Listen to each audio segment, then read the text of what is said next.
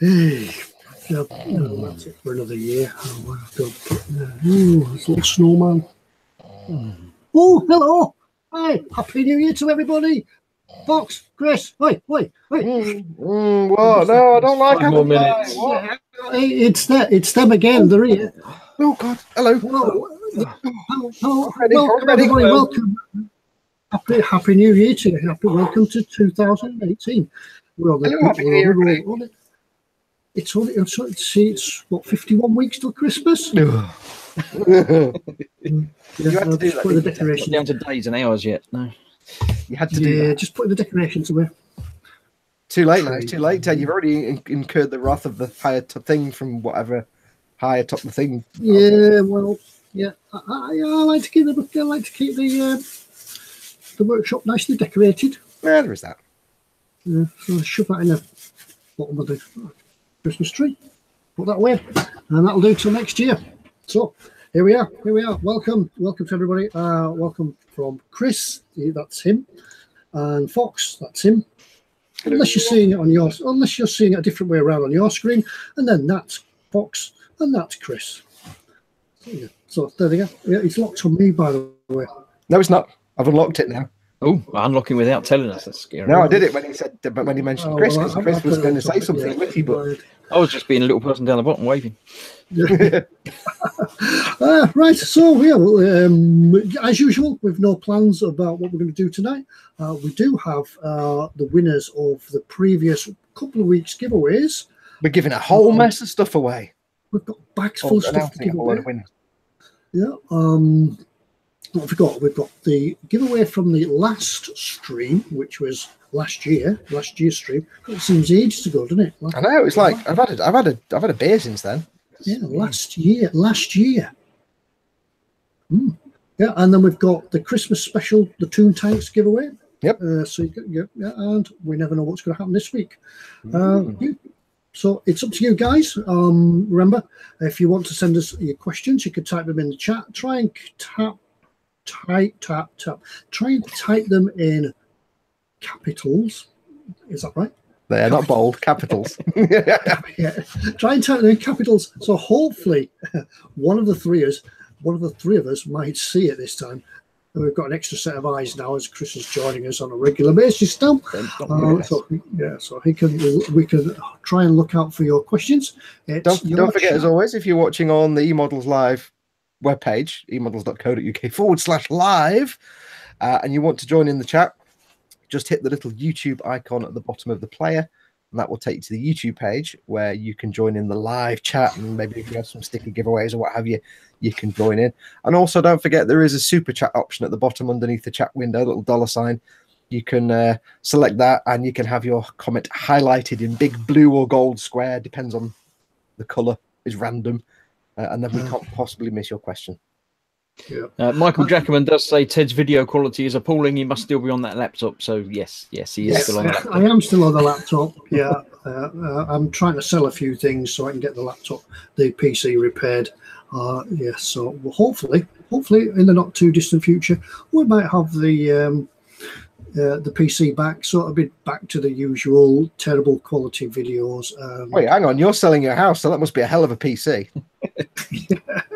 Yeah, it's a big PC. Yeah, you want to see some of the stuff it does, but it can't hold the focus on the camera. So, is that because you play all your hardcore games on it? Are you like a secret PUBG player we don't know about or something? PUBG is not like pub games. It's not like Space Invaders and when they Qbert. Yeah. Did you just say Qbert? Wow, that's a pub game. That's going back. Showing our age now. No, we didn't mention that at all. No. Chris Anderson actually asks, what cameras do we use? He's just ordered a Logitech C920. Strangely enough, I use a Logitech C920. So do I. Really good, but the microphone is pants. So get a microphone, because the microphone on the camera is the worst thing ever made by humans ever. The camera's brilliant. Also, if it's in Windows 10, you can't change the settings unless you're in something like OBS if you're streaming. So it has its limitations on Windows 10. But yeah, the microphone is terrible. So just get yourself an external mic. It's fine. It's really bassy and boxy and horrible. Yeah, yours looks good. The one I've got is this. I've got two of them because I was going to say, how can you be doing that? Well, yeah, I've got two of them, and unfortunately, because I have two of the same cameras, it confuses the PC. You could do it in 3D. Yeah, so when I plug Wear your both 3D cameras glasses in, now. yeah. So imagine Ted in 3D? It can't detect the difference between the camera. Maybe one of them will be It's in manual focus. focus, and that's the problem. That's the problem I get because it doesn't autofocus. But You know they what are you need, good. Ted? You know what you need, Ted? You need the Logitech C920 is what you need. Maybe, yeah. I've got to pay for the repair of the PC yet, so Yeah, there's that. I What are you, Chris? What are you on? What camera have you got? I also have the Logitech C920. Because I convince everybody to get one. I think you did. You What- sort of. I think you might have shares in them. Yeah. So what we're basically saying is you bought a good camera. You're good with the C920. Yeah, that's a good one to go for. Yeah. Mm. So the only real pain is with Windows 10. You can click on the app to open it up and change like the exposure and the color and settings. In Windows 10, that doesn't actually work. Now, if you've got if you're streaming, so you've got software like OBS or one of the other ones where you actually do that bit first and then stream it, then you can actually do it through that. That's fine. But if you're just doing it directly to YouTube, you can't fiddle the settings, which is a pain. It's a Windows 10 problem, though. It's not it's a Logitech not updating their drivers problem. Chris has said he's just sent one of mine back because it wouldn't work with Windows 10. I did find there was a bit of a problem with Windows 10 detecting that camera, but I've messed about with the settings, and then it found it and it seemed to work properly. It does take a bit of fiddling with to get it right. But the only problem with it is it's manual focus. So as you see, when we go across to do the what's in store and I come back, I'll probably have to focus it again. It's manual focus, but it's also got its own intelligent mind.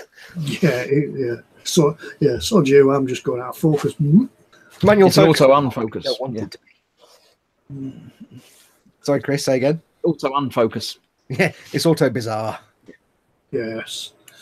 Right. Well, what's everybody been up to since the Christmas? We had a great time at the Christmas build. Hopefully, those of you who saw it enjoyed it as well. It was about 4 hours, so it's maybe not something you'd probably switch on and watch unless you've got it on in the background as you're working away at your hobby bench. But it was 4 hours of Christmas build, which was really enjoyable. It was great. I can't believe we actually got to the point of finishing a model because I thought there's no way we're going to finish this. I'm going to be halfway through, and you pretty much finished by the time I was just putting my second coat of paint on. But I thought there's no way we're going to finish this, and then blow me, we got to the end, and I'm like, I'm done. I've finished. I've done the weatherings and everything. Well, the end did seem to come along very quickly. It was like, you're both halfway through. Oh, finished. It's almost like we're probably both bursting for a wee or something. I don't know. It might have been. Yeah, it's amazing how fast you can work when you're dying for a wee. Yeah, well, the effects of gin were wearing off from the previous night, and I needed to top up again. Yeah, but I've still got mine. Mine's still here. I did think of going over it with a matte coat, but I think it looks quite nice as it is. It's a sort of a satiny sort of finish to it, which is a bit cartoonish, and it makes it just look the part. So staying as it is, we won't get. I've got mine here, all done and dusted. I did go out after we'd finished. I still fussed with it a bit. I put some more pigment on the front, and then I went really heavy with the pigment fixers on the front and on the tracks. Because when I put it in the cupboard, although I'd put some fixer on it, it was still shedding a little bit of the pigment powder. So I just went really heavy with the pigment fixer, and thankfully, I put so much on, so much powder of fixer that the sort of I did it, and I had like the dark earth and the light earth, even though it was the same stuff. It kind of kept that change between dark and light, so it still looks nice and grubby. And I have to say, someone did post up a photograph of the actual KV2, and it looks exactly like this, apart from with a few extra wheels. This looks like a silly. Well, you think this is a silly caricature of a tank with its massive turret, but in reality, it actually looked like that. That's what it actually looked like, apart from more wheels. Yeah, I saw that picture. Yeah, it looks it looks a mean vehicle in real life, doesn't it? Yeah, but it's bizarre that the turret does look so big and gawky. Actually, in real life, it's crazy. It's totally adorable as far as a tank can be adorable. Also, I realized I forgot to do some dry brushing on the machine guns. Yeah, well, Things that models are never finished, are they? You put them to one side, and you can always look at them again and think, well, I could do a little bit more than that. Didn't you have a bit lost, Ted? Did you find it in the end, or? I never found it. It hasn't Never turned found up it. yet. I could really go out and make my own and just replace it with a piece of brass wire or something, but I haven't got around to it yet. We have a question. We have a Yeah, question. I saw the question. Yeah, go on. Well, we have a statement from Michael Jackerman saying he's got a Revell 132nd F4U 1A Corsair. Jolly. It's not a question. I think he's got his caps lock on by mistake there. Oh, he says getting drunk. There you go. So there's probably a reason. And Ashley Models asks, question, what's the best modelling fillet / putty?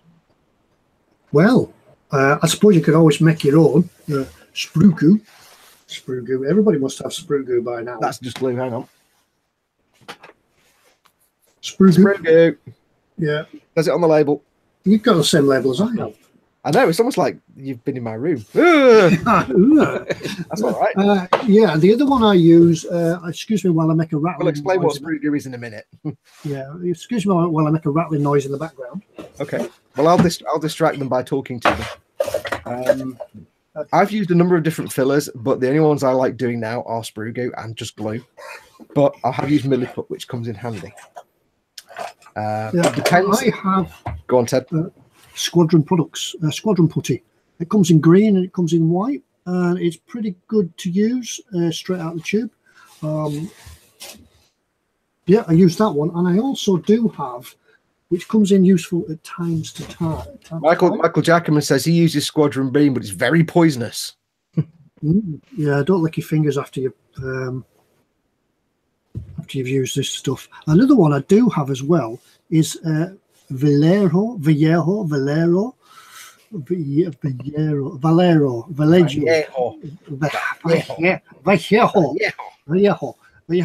A plastic putty. It's a bit of a chalky type filler, and use it straight out of the bottle.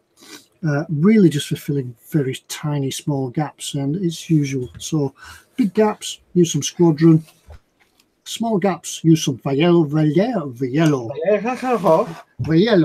Or you can use sprue goo, and Fox will tell you how to make sprue goo. Look, 3D. 3D. If you're watching on a big telly, that'll be really disturbing. Well, like Ted, I've used sprue goo. I love sprue goo. We'll talk about that in a second. The only putties I've ever used really are Tamiya putty from the tube, which is really watery, and I've never found a use for it. Milliput, which is it's a two-part putty, so you get a brown and a sickly green stick, and you mix them together. And I've used the Vallejo stuff that Ted's got. Now, different putties do different things. This is great if you've got a really deep hole to fill, or you need to build a shape up. And the advantage with stuff like milliput is it's sculptable. Once it's dry, it's rock hard, and you can carve into it. You can scribe panel lines, things like that, to a certain degree. So if you're filling big holes or gaps, or you want to sculpt something up, something like milliput, a thick putty is what you're after. If it's a shallow little mark or a pin ejector mark or something, then one of the thinner things like the Vallejo or the Tamiya putty and stuff like that, they're quite good. This is probably similar to Squadron Green putty, but it's two-part. The one thing I adore using, though, and it's perfect for seam lines when you've got two pieces that go together, is sprue goo. And all this is, and Ted's got exactly the same, and I think Chris has got some as well. All this is Tamiya extra thin, and into this you put a whole mess of little tiny bits of literally sprue. Just get your, when you finish your model, get your sprue, cut it up into little tiny pieces, dump it in here, and give it an hour or so, stir it around, and what you end up with is a really thick viscous liquid like that. You want something that's so thick it doesn't drip off the brush without a lot of effort. And it's literally polystyrene with a glue carrier. And what you do is you brush it over the tiny gap or the little pin mark or whatever you're covering up, give it 24 hours, and when it dries, all the glue evaporates away. And what you fill the hole with is polystyrene. So it's the most sculptable filler because you're filling the model with polystyrene. And if you've made the sprue goo out of the same sprue as the model kit you're making, you're filling the model with its own plastic. So it's completely sculptable. If you need to carve panel lines and little markings and things, it's absolutely the best option. But it's no good for filling deep gaps because it just goes and goes through because it's a viscous liquid. So it depends what you want to do with it. Yeah. I don't like the Vallejo stuff though. I found it's not really sculptable and doesn't always. No, it it's it not shrinks sculptable. No, it's not sculptable. It's usually just good for filling injector marks or very thin seam lines, things like that. What I do, I usually apply it straight from the bottle and then just rub along it with my finger on a sculpting tool and take it all off. Just let it dry and it's ready to paint after that. As for the milliput, I use that as well for when I have in the past I've Frankenstein some of the figures that I've got, moved their arms or the positions, things like that. It's great for filling big gaps like that. Yeah, it's good. It's good for if you like customizing figures, like say you're a 1/35 military modeler, and you get like a figure and you'll chop his arm like to move his arm position, and not move the leg. It's great for filling them because you can build it in, build it up, and sculpt it so it looks like part of the plastic. This guy here, I don't know if you can see him. It looks like it's ballet. I'm a princess. Yeah, he's the tank commander from my Challenger tank. And if you've got the Challenger tank kit, you may recall that the tank commander is in desert uniform, short sleeves and shorts and things like that. This guy has been milliputted to have a long winter coat on and things like that. Put some sleeves on him. Cool. That's a good job. That's what he's been done. How about you, Christoph? What's your squidgy filler of choice? Yeah, pretty much. I did have some Humbrol filler. It was the first one that I picked up, and I didn't know any better at the time, and it was all right, but it goes quite at the time. It goes quite cracky when you put it on. It sort of wasn't great, but yeah, sprue goo's the way to go really for most of it. I haven't had dealing with mainly small scale stuff. I don't really have big problems. Well, yeah. I mean, the one advantage I don't know about other ones, but the one advantage with milliput is when you put it on, it takes about 3 hours to go really rock hard. But as soon as you put it on, you can sculpt it and clean up with just spit or just wet your finger, and you can smooth it out and push it around. And if you put a blob on, you can sculpt it into a shape. So if you want to make, say you've got an antenna and you want to make the little rubber cone thing at the bottom, you could put a blob of milliput around there, smooth out with your fingers, get it to a cone shape, get rid of any excess just by cleaning it off with water and a cotton bud. And then when it's dried, you can sculpt in the little jiggly shape to it. So I like milliput because it's water. You can fiddle with it while it's setting with wetness. That sentence was a real train wreck. Sorry. Vincent, Mr. Lord said that Vallejo stuff is marble dust with acrylic resin. Yeah, so not that strong then. Yeah, Zadster says milliput is structurally strong too and waterproof. Yes, it's also used. It's also used in like plumbing. You can fix your car radiator with this stuff. It's used in, what does it say? For military railway car, blah blah. For car body, plumbing, caravan and boat repairs, and many more uses in the home and industry. So it's for military railway, farm and ship modelling. So if you make Gunpla, you're not allowed to use it, or spaceships. Yeah, I must admit, I've used it all around the house on box jobs, but I've fixed things. Yeah. I've got a question here, by the way, and it comes from Meg Johnson. Remember Meg, who she won the Scooby-Doo van? Oh yes. Yeah, said she hadn't done much on it soon because of the Christmas and things like that. Yeah, to be excused. But she's asking, where did Chris get his hoodie from? Where did I get my hoodie from? I had it made specially. It's not an official eModels product. No, he's not had his jacket yet. Yeah, there's a local t-shirt printing place from me that I took the logo in and said, put that on a hoodie for me, and they did. Oh, so it's otherwise I'll be getting cold because I haven't got a jacket yet. Yeah, Chris's jacket is in the works. So he's a little underdressed, but we let him on his phone. Yeah, so in his pirate hoodie, yeah, you can put the hood up as well. Shows your street cred, Chris. Yeah. It's like a pastel Jedi. A mint Jedi. Well, not me. I can't hear you anyway. You can talk about me all you like. I can't hear a word. Yeah. But not to worry. eModels have said that they are going to get some leisure wear. Leisure wear? Are we talking like whole white suits with the flares and the big collars? Yeah. I wonder if you get eModels pajamas as well. eModels PJs, that could be good. Or eModels comfy cotton pants that most people wear as pajamas, and I just wear as I'm not going out anywhere pants. Yeah. So yeah, I believe that eModels have plans in the pipeline. Hopefully this year they'll get some t-shirts and hoodies and things. So you can all wear them. Each Monday night, you can all put your eModels stuff on and come and sit down and join in the chat. Zasta says leisure wear. Right, Do you mean eModels branded Speedos? And now I've got all the wrong images in my head. Yeah, eModels green Speedos. Yeah, don't even think. Just stop there, Ted. Just move on to something else quick. Yeah. Tim Vick says velour leisure suits, but would that be real velour or fake velour? Because fake velour is more awesome because it's even cheaper. Yeah. Trot and Chad says eModels budgie smugglers. Yeah. Yeah. With a big E in that particular place. Yes, we should move on now, I think. Yeah, Mark Scale Model said he wants eModels pint mugs. That could be handy. Pint glasses, engraved pint glasses. Yeah, I mean, I've got a pint glass. This is a proper old pint glass that's like 100 million years old. Nobody touches my pint glass. Just put a sticker on it. Yeah, but don't forget, anyway, the hardware that they do got, they do have, the eModels mug, will be available. Will be available for a giveaway later on in this stream. But if you don't win one in the stream, you can still get one online, and I think it's still free shipping. Yes. So, Ted, tell us, what have you been up to?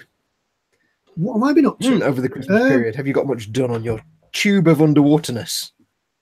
Right, I have been doing some on the tube of underwaterness, the large tube of underwaterness, but unfortunately, because I can't film anything, it's sort of on hold because I want to show you what I'm doing.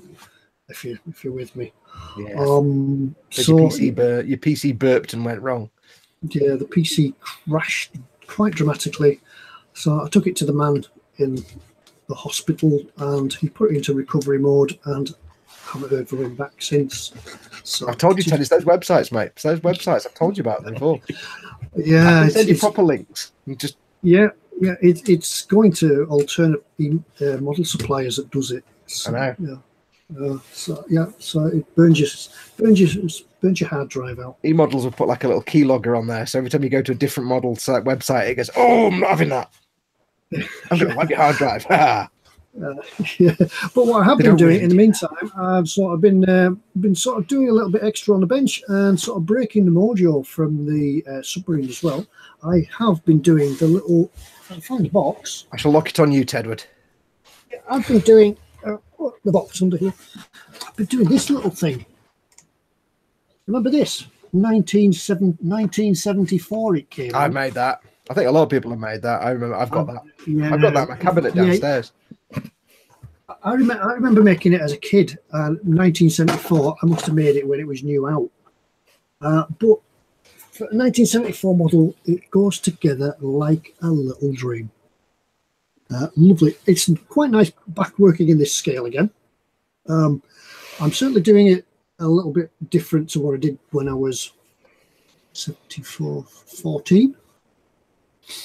Yeah, it's a little bit different to that. I've put some filters and colours on it and things like that. And it's a lovely little kit. Griff MJ says it's a rite of passage model, which is true. Yeah, it is. Yeah. I've done it. It's Tamiya, obviously. If you want one, I'm sure eModels have them in stock because they're really a popular kit. And I got the model itself together in about a day. I think we could have done a live build on this because the model itself went together in a day. It's just a matter of now of painting it all up. And there's bags of potential for customizing it, putting your own kit and things and that on it. There's lots of options in the box. The surprising thing with that kit is, I've still locked on you, but you can still wave it around if you want. The surprising thing with that kit is two things. First of all, it's 1974. And if you look at other model manufacturers in 1974, like Airfix, or in those days it was AMT and MPC and stuff, everybody else was making really pants models in those days. But Tamiya were doing that. And I hadn't realized it was that old until you told me the other day. And the other point is, I forgot what the other point was. There were 2 points I had, and I don't know what the other one was now. I'm sure it was lovely. Yay! Yeah, I do know that, given it was 1974, and I think this is probably the same tooling, I don't think things have changed. There's figures with it as well, as you know, the figures are with it. They're a little bit sort of rounded around the edges. They're perhaps not quite as sharp as Tamiya do them now. But Still with a beat little the bit of socks work. off anybody else at the time, then, didn't they? Yeah, oh, they beat the pants off everybody then. But yeah, with a little bit of work and a little bit of painting, I think these should turn out to be a nice little kit, a nice little display kit. That's the other thing I was going to say was that kit itself. There's another kit they do, which is the 135th Kubelwagen, which is kind of the opposite side of that vehicle. It's like you've got the Jeep and you've got the Kubelwagen. The strange thing is the Kubelwagen, I think, was a later kit. The Jeep, the SAS Jeep you've got there is a fantastic kit. The Kubelwagen is horrible.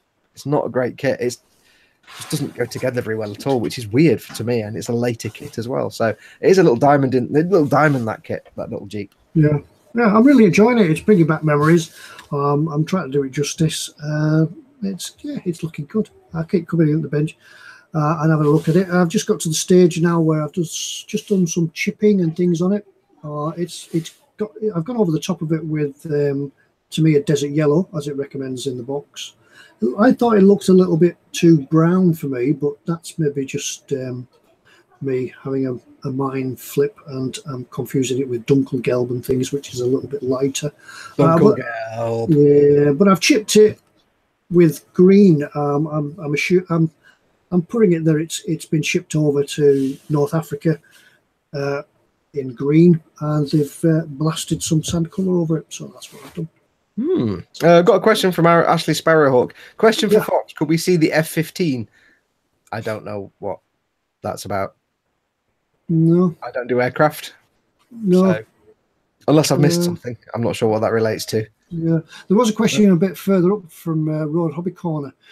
You can glue pre-painted normal models with Tamiya or other glue, but if you paint some resin parts, what would you recommend to glue them? You can't use normal plastics welding cement for resin. No, use super glue or two-part epoxy. Yeah, pretty much. Super glue or CA glue is the same thing, or epoxy. If you're using super glue, here's a handy tip. And you want a really, really, really, really, really strong bond, mix in some talcum powder. Is it talcum powder? Use talcum. Flour? You're not going to make a bomb or something now, are you? No, I think it's talcum powder or flour or baking soda. I think it's baking soda. If you put baking soda in, it's exothermic. It gets really hot, and then it goes, and it becomes like concrete.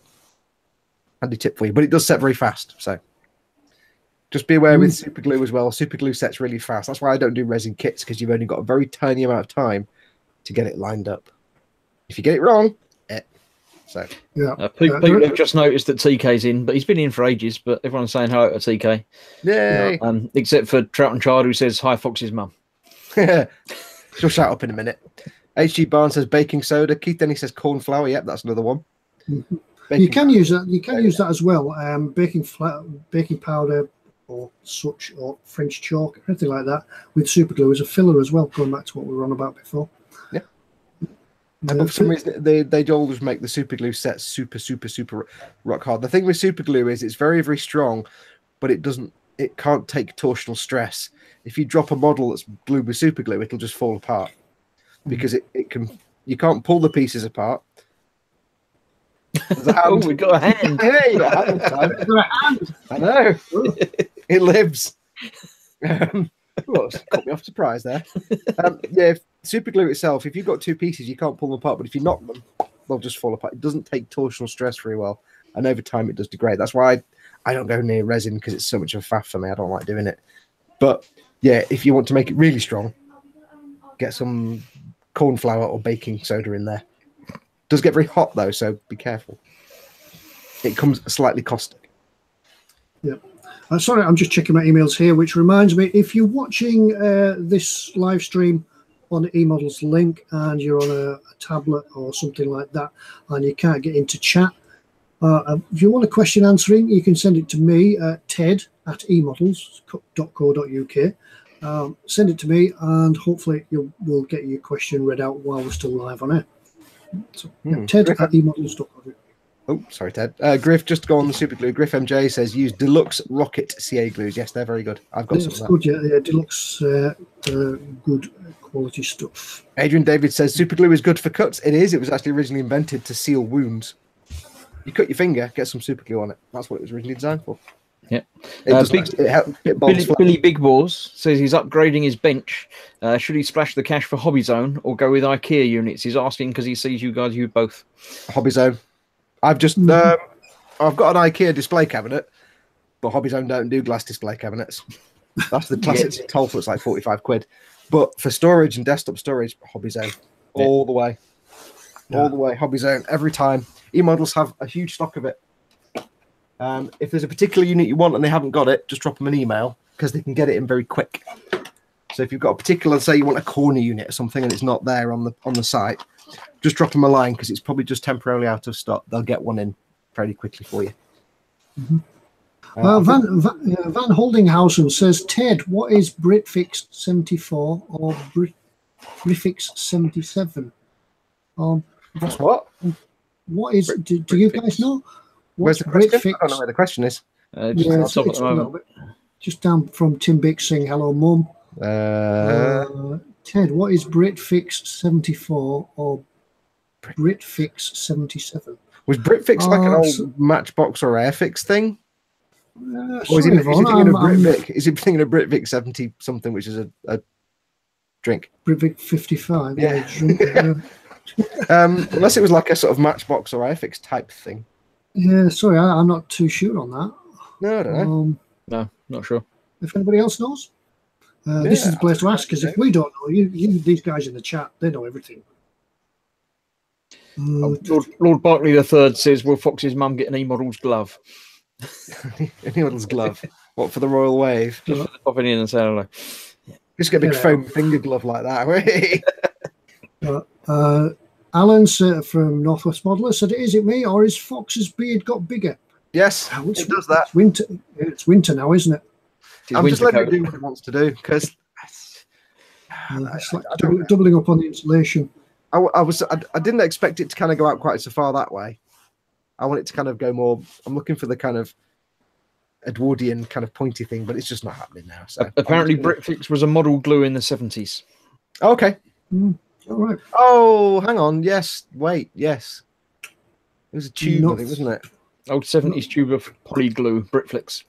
Do you remember when you used to build your Airfix kits with tube glue? And it was a living nightmare.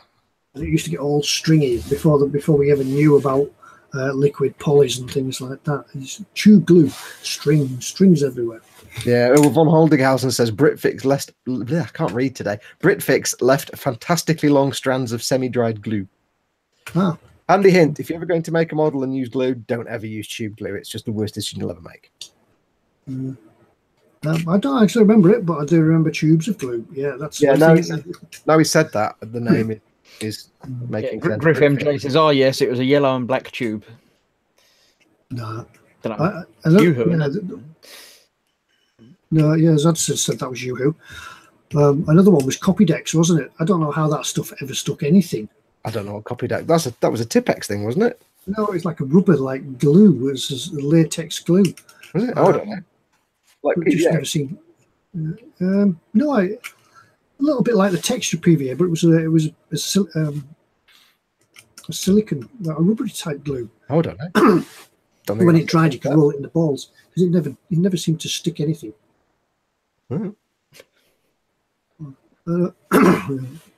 That's almost like modern day now, where you get people who make primers that don't actually do anything apart from colour the surface because they just come off. It's not a habit that's gone away. Some manufacturers still make terrible products. I will mention their names. Right. Any more questions coming in? Questions over at you guys. What did you get for Christmas? What did you get for Christmas, Fox? Anything good? Anything model related? Nothing model related. I got some bits and bobs. I did get a couple of books from my brother, which I actually am really grateful for. If I can get them. I got The Strange Theory of Light and Matter, Richard Feynman's QED.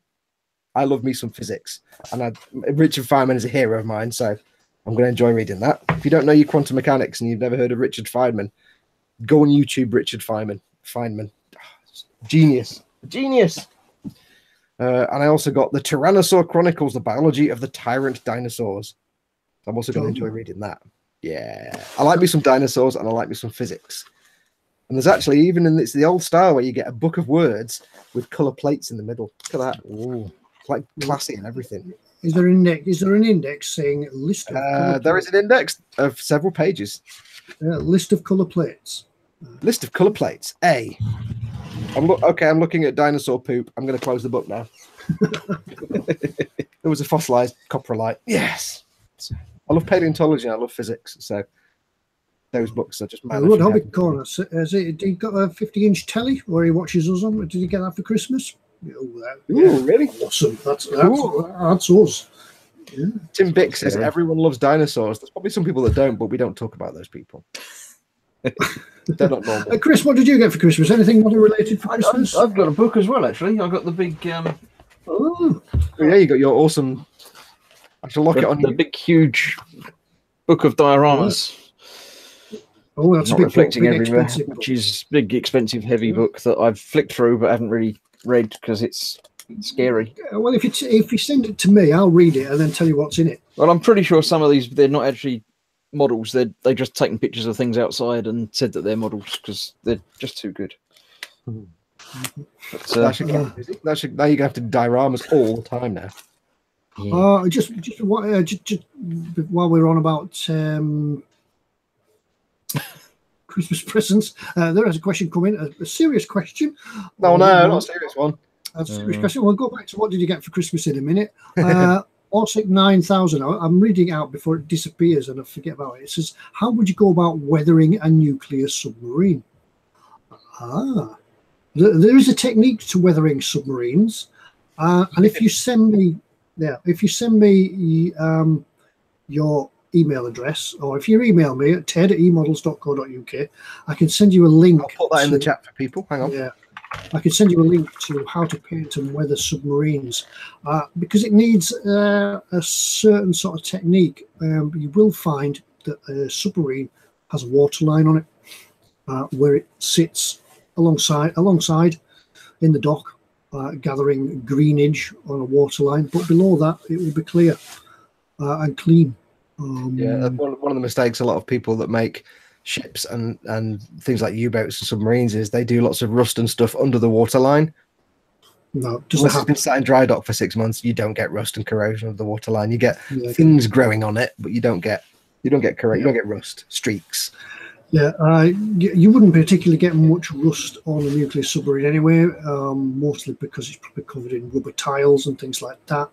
You will get a little bit, but not that much.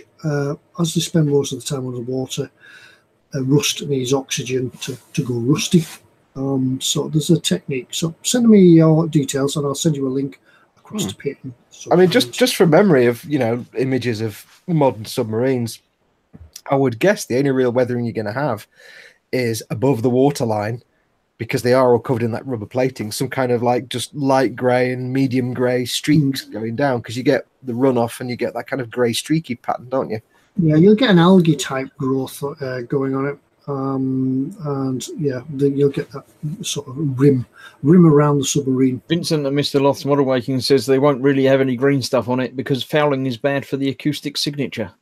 Yeah, so modern submarines probably have a lot more than just old ships and things like that had anti-fouling paint, and modern ships do. The red stuff on the bottom of a hull of a boat is anti-fouling. It's sacrificial fouling paint. The way it's supposed to work is, because I watched a thing about ships the other day. I didn't know this, but the reason that stuff they paint red underneath, it's designed to fail. It's designed to fall off. So when you get all limpets and things and stuff on the outside of the ship, the top layer of that anti-fouling paint comes away, takes all the crud with it, and you've got a fresh layer of anti-fouling paint. That's why it's anti-fouling paint. I didn't know that. Yeah, there's not many submarines that are painted with red anti-fouling. There are one or two that I've seen. I think the Americans do it. They paint red anti-fouling on the submarines. UK submarines are always all black. Yeah, I think most modern submarines are now, aren't they? Because they're all got that. Is it actual physical rubber, or is it some special honeycomb? And it's a special noise deadening sort of tile, acoustic tile, sort of a.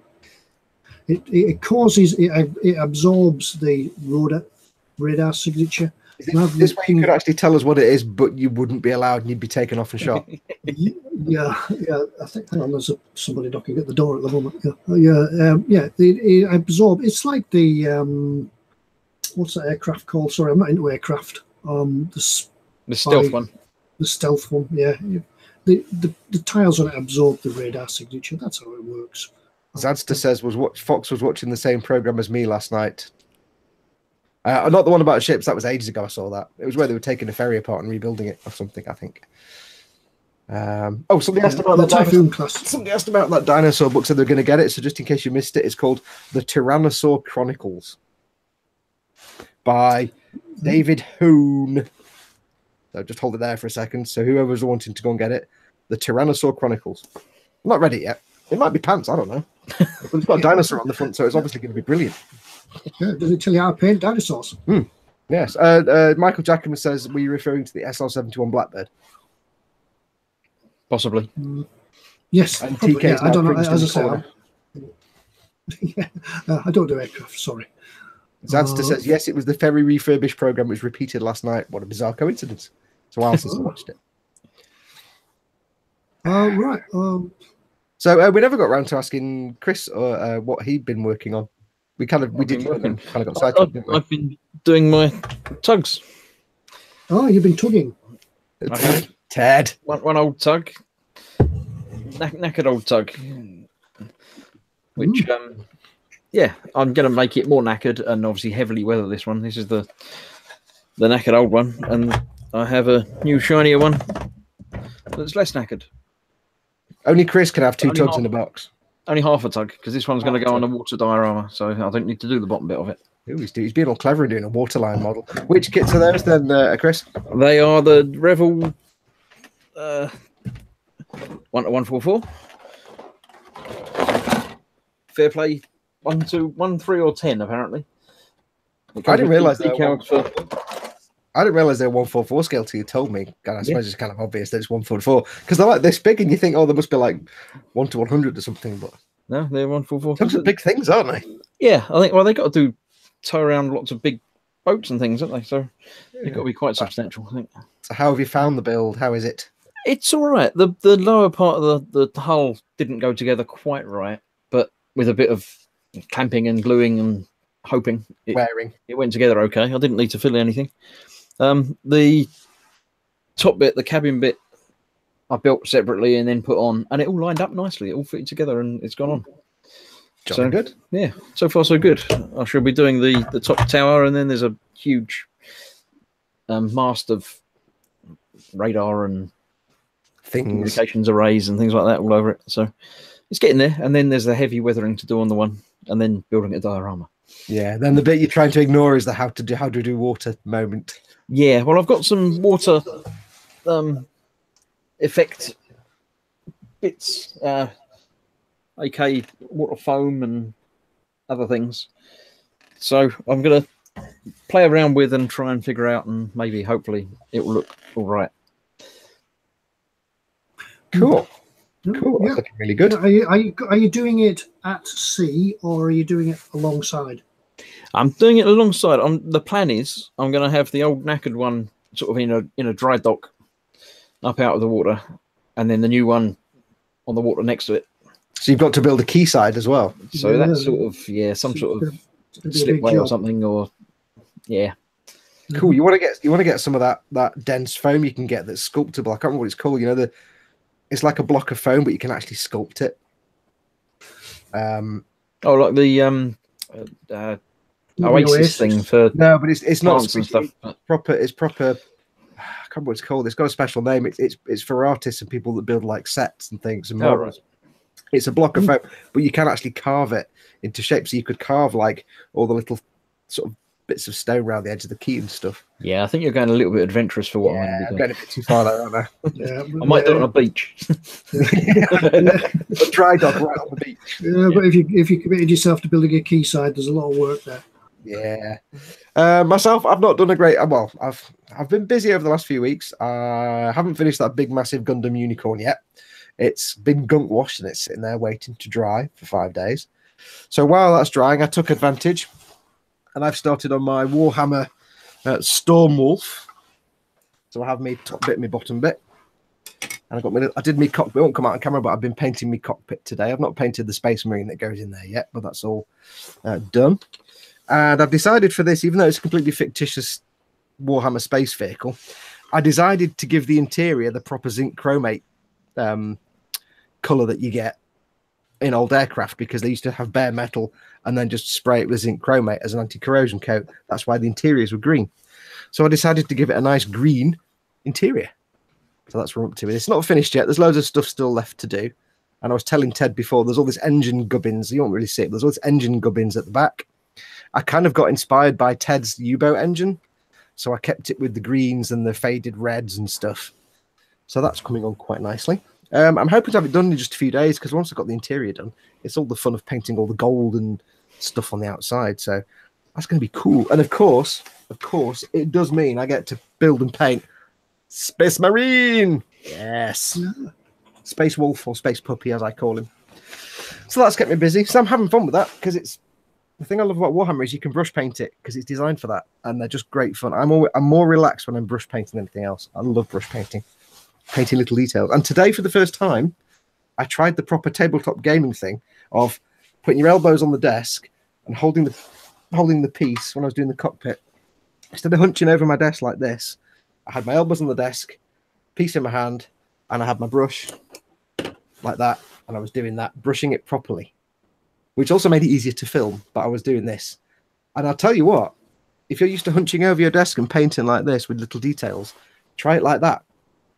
Elbows on the desk, brace your hands, and paint like that. It's actually, you'd be surprised how much control you actually get over the brush, over leaning over your desk. It's more comfortable for your back. You don't get a bad back, and you're not stressed out because you're leaning forward. So I'm going to start doing that from now on, because you can hold the piece and move it and get close up. So try that. If you've never tried it before, painting something small, give it a try. That's pretty much how I do most of my small painting. And if you use the hand that you've got the paintbrush in, use a couple of fingers to touch against the other hand or the piece, depending on how big it is.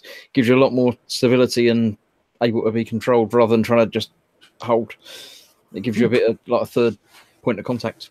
I mean, I've seen other, you know, especially like miniature painters, people that make like tabletop miniatures and things, Warhammer and other stuff, and you know, bolt action figures and things.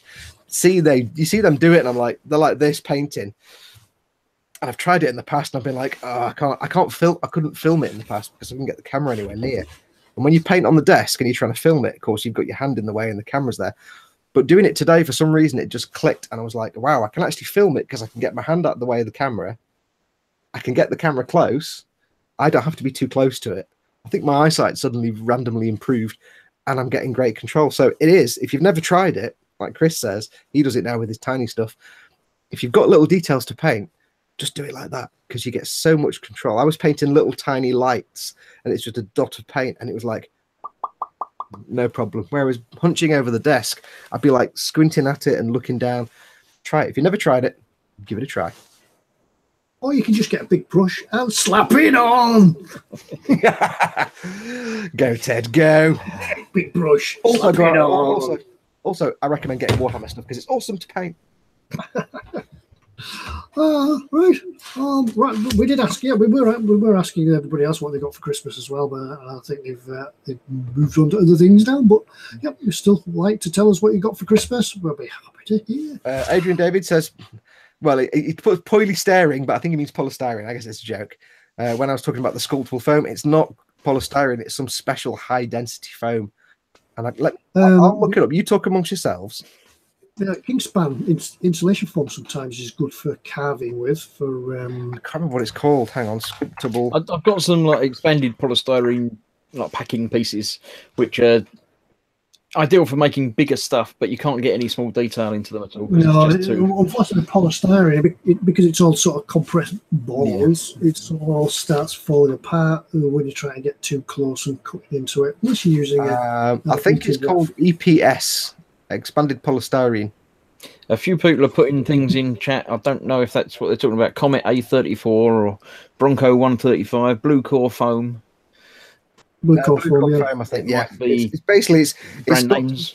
Yeah, it's basically sculptural. So you could have a block of it, and you could just get your knife and just carve a piece off, and it would just stay. It wouldn't crumble. It would be perfectly smooth. And a lot of people who make dioramas, World War II dioramas or war dioramas, where they've got like the front of a building, like the facade of a broken down building, like they're making some European theatre street scene. They've got like the front of a building with all holes and bits missing. They'll sculpt it out of that. Or people that do castles or anything like that, any stonework, they'll sculpt it out of a sheet of that, and they'll carve in all the little stone blocks and stuff, and then you can sand it as well. It's amazing stuff. I kept meaning to get some, but I never did. Next time I do a diorama like that, I'll probably get some. I can't remember the specific name. Yeah, well, as you know, I always intend to get around to making dioramas, but I never do. I just move on to the next model. Yeah, that's the thing. Once you've done it, you go, yeah, I've done it now, moving on. Yeah. H.G. Barnes said he got the first order TIE fighter and a Cyber Hobby King Tiger. Yeah. Cyber Hobby King what one of these things are? Explain to the crowd what TIE fighter is, Ted. You know all about that. I was talking about the King Tiger because I didn't know what the TIE fighter was. Is that something like a Japanese martial art? Something like that? Is that I think Ted secretly knows all about Star Wars, but is that Kung Fu? Yeah, let's move on and save Ted the embarrassment, shall we? On Holdinghausen says, rumor has it that Trumpeter is planning a Titanic in 1/2000 scale. Can anyone fill in on this? I would buy it at any price, and it would be pricey. I've not heard anything. It wouldn't surprise me. I have seen some press releases from Trumpeter about some new kits that they have due for release soon, because it's is it the Nuremberg Toy Fair soon? I'm sure that's due, or if it's not been, that's when all the new releases come out. So I'm sure as soon as that happens, we'll get to see some more about what's happening in the model world. It wouldn't surprise me, because the Titanic itself is like a model manufacturer. If they ever do ships, that at some point they're going to do a Titanic. You meant 1/200 scale, not 1/2000 scale. I meant to say 1/2000 scale is not great, but 1/200 scale. Adrian David says, has Fox seen Star Wars yet? Not yet. You can't talk about it. The conversation has now ended on that. Sergeant Bone says Fox only knows episodes 4 to 6. I know episode 7. I don't mind the new stuff. It's the prequel stuff that doesn't exist. The stuff that George Lucas made in the 90s doesn't exist. So if the Titanic comes out, H.G. Barnes says the Titanic is over 6 feet. Wow. 2 meters. I think that's going to lend itself to the radio control guys, isn't it? Some radio control guy will put a motor in that. Mike Mountain says he was going to his local Warhammer store and he's picked up, he was going to try and pick up a Valkyrie like I've got up on the shelf there. He's picked up a Space Marine Vindicator kit. I'm going to have to remind myself what that is. And a Contemptor Dreadnought. Now, I know what a Contemptor Dreadnought is. That's great. Let me look at what a Vindicator is. Hang on. Marine Vindicator. Zadster said the Huddersfield IPMS show will be very soon. So if anybody's in the Huddersfield area, get yourself along and support the IPMS show. Pick up some. Oh, Ted, you'd like the Vindicator. All right. It's basically like a tank with a bulldozer thing on the front. Oh, wow. Like a little stubby tank. Yeah. You're talking Baneblade again. No. It's like a little stubby APC/tank with a big bulldozer thing on the front. Oh, right. I'll have to look that up myself. I daren't try and tap anything into this laptop because it might explode. No, don't even try. Smooth Workshop says, Fox, will eModels be stocking the new Jar Jar Binks in 1/12 scale? Smooth is now banned from everything and from the entire internet. Vincent at Mr. Lewis Model Making says, Ted, as a boat guy, look up the Mantua Models Titanic with the remote control goodies in it. Massive, it doesn't do it justice. Yeah. I've seen some really big models there. I'm not sure if I've seen a decent model of the Titanic, because a lot of radio control guys don't actually build scale models as such. They build what we call standoff scale, so that when it's across the pond, it looks like the Titanic, but when it's up close, it doesn't look too good. But I'll certainly have a look at that. The Mantua models. Do you have to have a really big bath? Yeah, that's what you used to have, a big bath. I did build some boats that were bigger than the bath, and I had to get a paddling pool out and put it in a paddling pool to ballast it. It's like, dear, we need a swimming pool. Why? Because I've got to test the boat somewhere. I need to build a scale dry dock. Slipway. What are you doing with that spade in the garden? I'm digging a swimming pool. I'm making a slipway, dear. Michael Jackerman says he still wants a 1/350 scale Rodney. HMS Rodney. Oh, yeah. I don't know if there's a 350 out there. That'd be good. Well, right, I've just had a look at the emails. James, I've got your email. I'll answer that later on. Jamie Bourne. Hi, Ted and Foxx and Chris. Jamie Bourne. I've recently bought the Tommy's War 132nd British Infantrymen from the Battle of Lewes. And I'm asking on what's the best paint for the battle dress uniform of World War One, and what is the best paint for the World War One British gas mask, which this figure is wearing. There are some. I can't think of what they are at the moment, but there are some. Do Life Colour do a kit for World War? Yeah, that's the one I'm thinking of. Life Colour. They do some actual World War One paint sets for that. And as for the gas mask, it would have varied between greys and browns. So anything that you think looks right. Were World War One gas masks rubber or were they cloth? Were they material canvas? I can't remember. They started off as cloth. They were canvas, weren't they? Yeah, they started off with cloth impregnated with some chemical. I think even urine, something like that. And then they developed onto the mask, the rubbery type stuff as the war went on. Tim Biggs says gas masks of the period were a dark tan colour. Yeah. I think for a lot of it, they were actually canvassy and stuff, weren't they? They didn't really go into rubber till... Yeah, they just had the two eyes, didn't they? They pulled us like it was like a sack. Yeah, it was a complete... Sergeant Bones says it was rubberized canvas. Yeah, that was the sort of thing. Yeah, they sort of tried all sorts. But, the horrors of the First World War and gas, they certainly had to develop something. But yeah, that's where you find them. As Fox says, you probably find them as a Life Colour set. Yeah, have a look. I mean, on the eModels website, I think they've got a section for paint sets as well. There might be. I don't know if there'll be an ammo set for it because it's World War One, and there's not a lot of the paint manufacturers do a lot in World War One. But Life Colour, I think, have a set. There might be an AK set, but I don't think so. And I know there's Hataka sets on there, but I think they're just aircraft. Yeah. And as for that figure, I think I've not too long ago seen a YouTube video about that exact figure, how we painted it and how we did everything else with it. So it's worth going on, have a search on YouTube and Google. I mean, you could probably, if you're struggling, you could probably get away with using World War II British infantry colours, but I think the World War One were a little darker, just a tiny bit, so you could probably get away with it. If you're going to be muckying it up with mud and dirt, at a pinch, you could probably still use similar colours for World War One too. Maybe with a dark filter on them, just to darken them a little bit. I think they're a bit more of a deeper green in their World War One. I think. It's as we say, it's in 1/35th scale, so it's not a huge figure. Not particularly noticeable if you get it too wrong. Trot Chard said horses had gas masks too, and to the gamers in the audience, I will just say horse armour. Leave it at that. Tim Dick says the PH hood was impregnated cloth. Yeah, that was it. Yeah, I think they even tried sort of urinating on them to the ammonia, sort of try to combat the gas attacks. But yeah, Vincent says that World War One horse masks are now worth a fortune, apparently. Right. We've been in an hour. Should we go and have a look at what's in store? Yeah, let's go and see what's in store. Give these guys Ted's a rest. doing this at his end on his My Little Pony laptop. So, well, it could be Powerpuff Girls. I'm not sure on the laptop. So it might all fall over, and Ted might die in the stream, and the picture might go. If so, we'll just have to wing it. If we do, we'll just because I don't know we don't know what he's chosen to be what's in store this week. So right. So lock it on me. Oh yes, locking now. I pressed the magic locking button. Right now, I've got to try to screen share. At least you can't press the wrong button this time. Well, you might press the wrong button and disappear. Somehow Ted can press the button on my screen. Yep.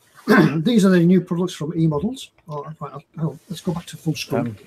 And so we've got the chat on there as well. You're sharing your entire desktop. You can just share the application. Where's everybody gone? There we are. Close it. There we are. That looks better. Can't get the staff. That looks. Oh, right. One model that I think this was released at Telford. It's the FX 172nd McDonnell Douglas FG1 Phantom. I believe this is a new tooling, a new model, and it can come in a various amount of poses. Let's have a look at these. Oh, we can't see that. Let's move it back again. Let's move it back again. There we go. We can have it sort of as it's screaming along the deck. Excuse me. I never realised the front landing gear was quite so spawny and long on the Phantom. Yeah, I think what that's doing, it's just showing it as it's just about to lift off, just reaching lift off speed, and the front wheels have extended just to. I think this is the one that Tony's just got. And I think there were lots of options as to landing gear and different configurations for it. Yeah, so it's just lifting off the deck there. I think it's just lifting off the deck, maybe not. This is the Royal Navy. I think that shows, I think the Omega sign on the back shows that, could that be Space Marines? It's Ultramarines. It's an Ultramarine Phantom. Yay! For the Emperor. Sorry, I couldn't resist. That's the symbol that Space Marines. You go on, carry on. I was thinking it was a symbol for the Ark Royal, but I might be wrong. I'm not sure. The guys in chat will know. It's totally an Imperial Space Marine plane. Yeah, there's some really good detail in this. I think Tony's been quite pleased as he's opened the box and had a look inside it, and hopefully he'll be doing a video of the very build. I mean, the Phantom is kind of a rite of passage build, isn't it? I mean, I don't do aircraft, but even if I did aircraft now, if I started doing them, at some point I'd have to do a Phantom. You have to do a Spitfire. I just like the shape and the look of the Phantom. It's a fantastic aircraft. You know, we saw the Americans flying them in the Vietnam War, and then they were on the UK warships and things like that, and they just look an awesome aircraft. See, to me at the front, they're weird because at the front, I'm not that keen on the front design because the front looks kind of like a British fighter plane, whereas the back, the scoop at the back where the two engines are, the kind of the scallops where the two jet exhausts are there, that looks American, and it just looks like a nice fighter plane. So the back's the kind of iconic bit. The front bit's a bit boring, but the back is the iconic bit with the scoops. Yeah. Vincent says the long front gear is how it is on the carrier variant. All right, because it's got to catch on the thing, hasn't it? Yeah. TK says 10 million decals. No way Fox would build that. Yeah, I think it just looks awesome, and it looks awesome in this these naval colours. I'm not sure if these pictures will show us the options that it's got, but I believe that you can build it with in various configurations of flying, landed, wings folded, nose cone open. Neil Harris says the front gear was super long due to the Phantom landing speed was 118 knots and came to stop in 92 feet. Plus on landing, it is 21 tons. That's big. Heavy. Yeah, they always say landing on an aircraft carrier is just a controlled crash. Yes. Sergeant Bones, in response to me stating it was an Imperial thing for the Space Marines, says, "Embrace chaos, you worshippers of a false dead god." Yeah. And there we are on board an aircraft carrier there. There's quite a few pictures. This is picture 11, so I might be able to see a few more. These are the obviously the Airfix publicity shots. There we go. The nose open, showing the radar and everything in the front. The canopy open as well. Actually says, looking at the nose there, he says the noses on Cold War jets are often the same due to the Marconi radar equipment that the RAF used. Yeah, they probably all had the same kind of rec tenders and stuff in there, didn't they? Yeah. But yeah, fantastic detail. As I say, this was on show. Though. I just realised it's 172, isn't it? That's phenomenal detail. Thanks for detailing this. Yeah, I did see it at Telford as when they released it, and it was creating quite a bit of interest. I mean, you've got to give Airfix credit. If you think of what a 172 aircraft would have been when we were 20 or 30 years ago, an Airfix one would have been really basic. But you've got to give Airfix credit. They've over the last sort of 5 to 10 years, they've really sort of stepped the game up, and they're producing some awesome stuff. Yeah, I must say that when they put their mind to it, they can produce some stunning stuff, like the Typhoon that I built. When they bring something new out, they really go to town on it. If only they would do all the new stuff is outstanding. It's just it's the time now where they need to start retiring the old stuff because it gives the good new stuff a bad name. Yeah, so you want to clear the back catalogue out. Yeah, I mean, I know it's dirt cheap, like a £7 kit. You know, it's going to pants, but so and there's bags of detail and the colour schemes for it. Lots of colours.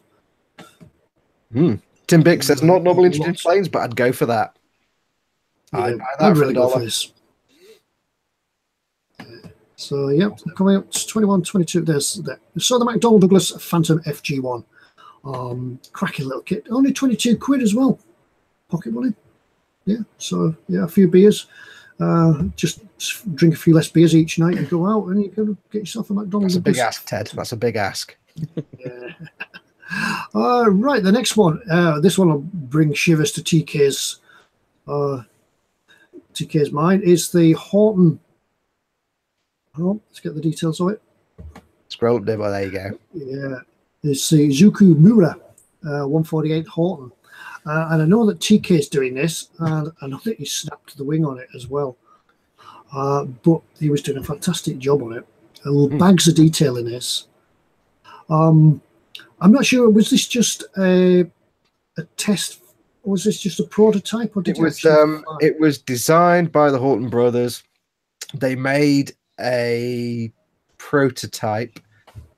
I'm not sure if it actually ever flew, if it got to the point of flying. It might have been flown a few times, but it was an end of the war kind of thing they were building. And I know the only way we found out about it was some blueprints, and they actually found one kind of part assembled in a factory, and they've restored. I think they're actually restored it now.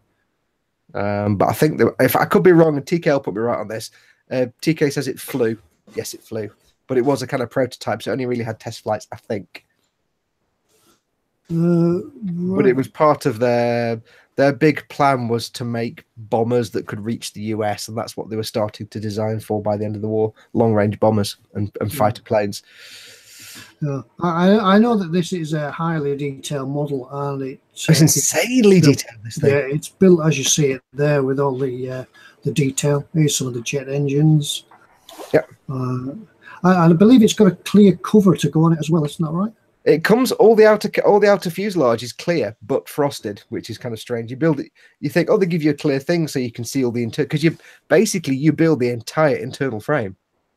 And TK will tell you this. He says it's over-engineered.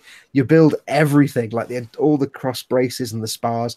You build it all, and they give you a clear outer skin.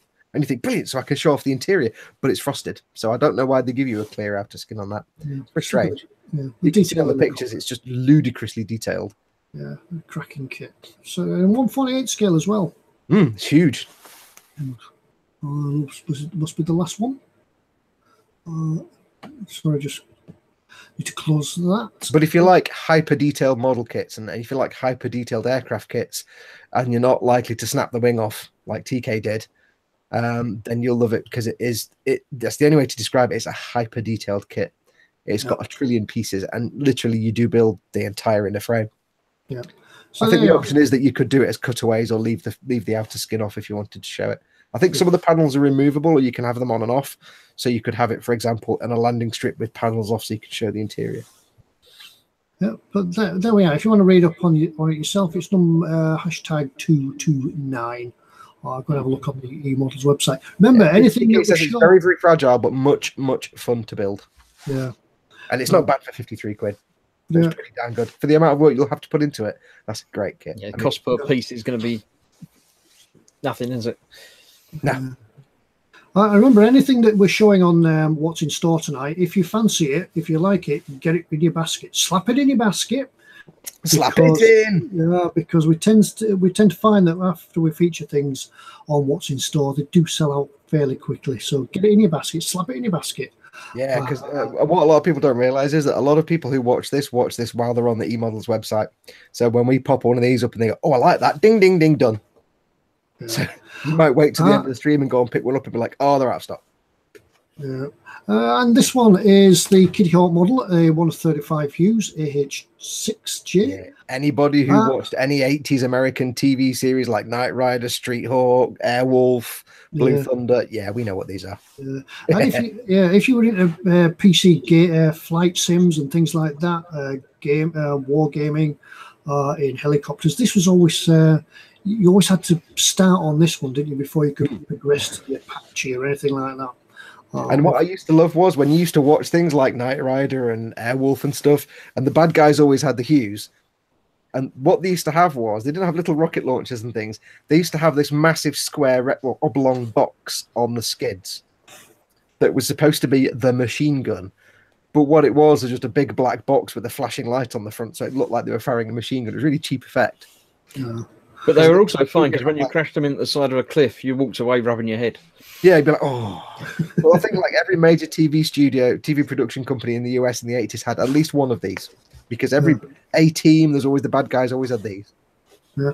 And this one's on pre-order, so it's not in the store just yet. So if you fancy it, get your pre-order in. Yes. I don't know when it's in store, but it's probably...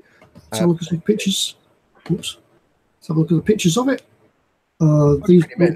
These just look like computer-generated pictures, don't they? Of the kit. It could be the concept, the prototype. Yeah, it's looking good. Yeah, but as I say, if you ever, I used to play some helicopter flight game sims, and you always had to start on one of these. You could never progress to the Apache or the Huey or anything until you've flown one of these. Well, Ted's the only person that can do a flight sim and start that again. Ted is the only person that can play a flight sim and still sink. Yes. Yeah. Ditching. Which button did you press? I don't know, but I'm sinking now. Stand by to ditch. Yeah. There we are. Having speed. Yeah, it actually looks like a bit of game footage on that that box art, doesn't it? Vincent says it's a CAD drawing rendered out. Unfortunately, when I'm looking at the stream, it's a tiny, tiny little thing on my screen. I've got the actual stream, so I can't quite see the pictures very well. So it probably is a CAD drawing. It does look like that, Vince. Like a 3D render. It does look like a CAD drawing, so it's probably just the prototype. Right, and that's a bit of fun for the next. Phil Lewis has just gained 10 internet points for saying they use those helicopters in Capricorn 1. You've just mentioned Capricorn 1. You get 10 internet points. Oh, right. He's the only person I've ever known that's also known what Capricorn 1 was. It's an awesome film. Now go and watch All the President's Men. Carry on. Right, and the next one's a little bit of fun. I just saw these. These are doozy. It is a doozy. Yeah, doozy from AK. I saw a little bit of diorama type extras, and these are in 1/24th scale, which isn't a scale we often see a lot of for diorama type stuff. Especially modern type stuff. This is a box of oil cans and fire extinguishers. Common for your cars and so on, isn't it? And bizarrely, resin figures often come in 1/24th. Yeah. So if you're doing cars or anything like that, or a bit of a diorama, these are the ones for you. Great little stuff. I don't know if there's any pictures of what's in the box. Let's have a look. No, there's not there. But what do you get? You get a fire extinguisher. You get a. It looks like you get a couple of fire extinguishers, a plastic oil drum. You're a plastic oil drum. Looks like a tray or something as well. Some boxes and crates. If you're building if your thing is 1/24 scale cars and you're building a junkyard or a machine shop or something alongside a load of cars, or like a work bay or something, you'll love this kind of bits and bobs to put in. There it is. Yeah, a little bit big. And the next one you could have is this one. You could do a Pepsi vending machine. If you could see it. Yeah, Pepsi vending machine. How cool is that? A scale vending with machine. all the options. Yeah, so you don't have to make it. Coke as well, because as we all know, Pepsi is rubbish. Yeah, I think there actually is. Coke's rubbish. It's Dr. Pepper all the way. I'm sorry, it's Dr. Pepper. I think there is a Coke vending machine. We'll have a look in a moment. Yeah. But if you don't give me option for Dr. Pepper, I'm not sold. But as Fox says, if you're doing a workshop or something like that, or maybe a garage scene or something, or maybe just one of these rundown sort of shacks that you would find on Route 66 in the middle of the desert, they always had a Pepsi machine, didn't they? Yeah, but nobody drinks Pepsi. Nobody actually likes Pepsi. Pepsi's rubbish. Only strange people drink Pepsi. It's a Pepsi machine and a phone booth. Phone booth, cool. So, hey, if it comes with a phone booth, if it's an American phone booth, you could totally build a Bill and Ted diorama. Oh, that'd be good. I've just noticed this is a Type C soda vending machine. So if you know your vending machines, this is a Type C. Oh, they might give you other options then for the brand. If it's just a generic soda machine, it might give you Pepsi and Coke and Dr Pepper. Kit contains detailed instructions, non-painted resin parts, and decals. No, it's a resin part kit. Okay. Right. There are a lot of small companies that do this kind of scale things for dioramas, like fire extinguishers and gas bottles. I got, when I did my Striker, I think it was add-on parts or something. They did lots of like little fire extinguishers and barrels and things like that, but they're always in resin. So it's good that a major brand like AK is actually getting into that kind of resin accessories market, which traditionally has been small garage companies. Yeah, and I guess if these things sort of take off, more and more people will make them. What's the next one we've got? I forget what we've got already. Yeah, oil drums, fuel drums. I know you get it in 1/35th scale for your tanks and things like that, but 24th, multitude of uses. Not sure why they're actually doing them in resin though. You think if they're doing them in bulk, they're doing in plastic, it'd be cheaper, but resin can be quite good. I wouldn't build the kit in resin, but I don't mind accessories and things in resin because they give you lots of nice crisp detail. We'll just go back to the home page and see what else there is. There's a drum can set. Oh, this is a Type A vending machine. Is that like a Type 3 TARDIS? That's a Coke one. A different style. Format of buttons. Yeah, it's a different. That's like an older one, I think, isn't it? Yeah. So that's that one. So lots of stuff out there for your dioramas. Go and have a look in the store. Go and have a look in the store. Don't forget their office section as well. And go back up to the top. Loads of stuff there. Tools, nail setters. What's that? Assorted drills. A lot of stuff coming over the holidays. I'm sure the guys have been busy unpacking over the Christmas break. We always say it's always, if you do visit the store, when you do visit the site, it's always worth checking out the office page because the guys, they update it daily. Some stuff on there will be on there for a week, a day, a month, 6 weeks. Some things are on there for hardly any time at all, and some things on there for a while. So always make a habit of checking out the office page. It's not just tap they can't sell. It's all the good stuff, but there's just stuff they think you might be quite interested in. And they'll do you a favor by saying, you know what, we'll put this on offer for a while because it's something we think you really like. I'm just on the first page of the office at the moment, just having a quick browse through what's there. There's quite a few aircraft. That big Superman is still in there, but I expect that's because nobody actually likes Superman. Everybody likes Batman. Nobody likes Superman. Lots of stuff there. Some great offers in. Go and have a look. Remember, if you want it, if you've seen it on tonight's show, slap it in your basket because it ain't going to last long. Slap it in. Slap it in because we don't know how many of these kits they've got. If it's on the website, it's in stock, unless it's like the pre-order that we saw before. If it's on the website, it's in stock, but we don't know how many there are. So they might have one, they might have 101. Yep. So if you want it, make sure you get it in your basket and get it. Right. As always, though, don't forget as well, if you're looking for something and it's not, you can't find it, and it's not on the website, it could just be out of stock. So if you're looking for a specific thing and you can't find it, just drop the guys at sales at eModels.co.uk. Chances are it's either out of stock, so they can tell you when it's coming back in, or it might be something they don't sell, but they can probably get it for you. So if you can't find something, drop them a line because 99% of the time it'll be coming in, or they can probably get it anyway. It's always worth asking. Right, I'll stop sharing now. And I shall unlock. Or maybe I won't. Hang on. I nearly muted you, Ted, and banned you then by accident. I'm still in focus. I'm still. No, of course not. Don't be daft. As we were whizzing through the office section there, Sergeant Bones went 29 quid for that T-54. Wow. Yeah, go get it. Worth paying attention because you go and have a look. You never know what you'll find. Right, I've just got a long email. You could talk amongst yourself while I've got a long email that's coming from Mike. Okay, so rhubarb. Mumble, mumble, mumble. Rhubarb. Yeah. So Chris, yes. So this plan for your tugboat. Yes, the ever-evolving Now plan. we've mentioned the idea of a quayside, and you've just obviously Panicked popped a little bit at the idea. Yeah, I don't know. I haven't really thought it through yet. Oh. One's going to be in the I water, thought and one's going to be next to the water. So at some point, somewhere. Have you done somehow. any testing with the water? Not yet. No, I thought I'd get the boats out the way Hodgepodge, first, and then worry about the water. Yeah, you want to get yourself. You could have. That's good stuff. You could have had them both in dry dock, but then it's too late now. You've cut the hull off. I've still got the bottom bit of the hull. What you could do is sort of really badly glue it on, and then paint a rust line around, and then get a little 1 foot scale dude with a MIG welder, like he's cutting like an arc cutter, so he's cutting through it. Yeah, the trouble is 144 dudes are tiny. Yeah, the joke would be lost, wouldn't it?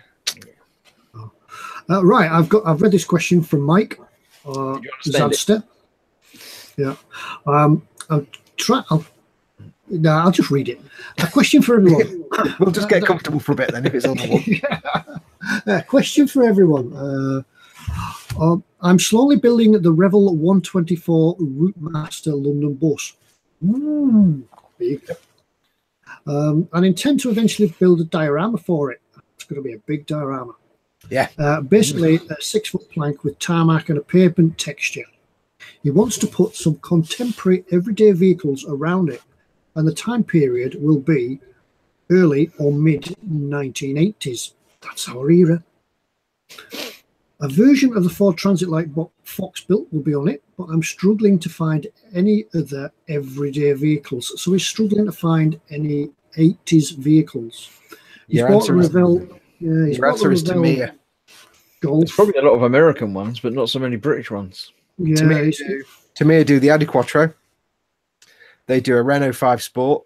They do Mark 1, I think, Volkswagen Golf. Tamiya have got quite a few 80s cars, actually. Yeah, so that answers your question, really. There's probably loads of others. They do a very good Renault 5 Sport, which maybe, obviously, it's a rally car, so you wouldn't see that on the street, but they do a good Renault 5. But a lot of the kits Tamiya made for cars were done in the 80s, so I remember making the Audi Quattro. It's really mint. Yeah, so you could do a couple of them. If it's in London, they would be classic cars down London, wouldn't they? Classic car. I think the 124th. Right. I think. Yeah. Yeah. Well, his bus is 124th. He's looked at the Tamiya Austin Mini, but it seems not to be in production anymore. I haven't seen it around for a while. I do know that as well that Revell do they do a mini kit. They also do a London Black Cab in 124th. Yeah, Michael Jackham has just said Revell do a 124th London Taxi. Oh, yeah. Yeah. So, yeah, there's quite a few options out there. Have a scooter, put cars into the search bar at eModels and see what comes up with them. Yeah. I mean, I'm sure Revell would have some as well, because Revell Germany would have at least made some European cars. But I know Tamiya made a load of European cars. Yeah, there is the problem there. Some of the foreign-made cars may be left-hand drive, so maybe have to live with it. Tim Bick says, Audi Quattro, ashes to ashes diorama with a Kitty horse. Fire up the Quattro. Fire up the Quattro. I made that kit as a kid. It was a brilliant-looking car. Yeah, brilliant film. Yeah, I learned all my policing from that. Yeah. Revell do a 124th VW Golf, says Adrian David. Yeah, Zadster said he built a Quattro a few years ago. Yep, so that's there. Have a look around. They are out there.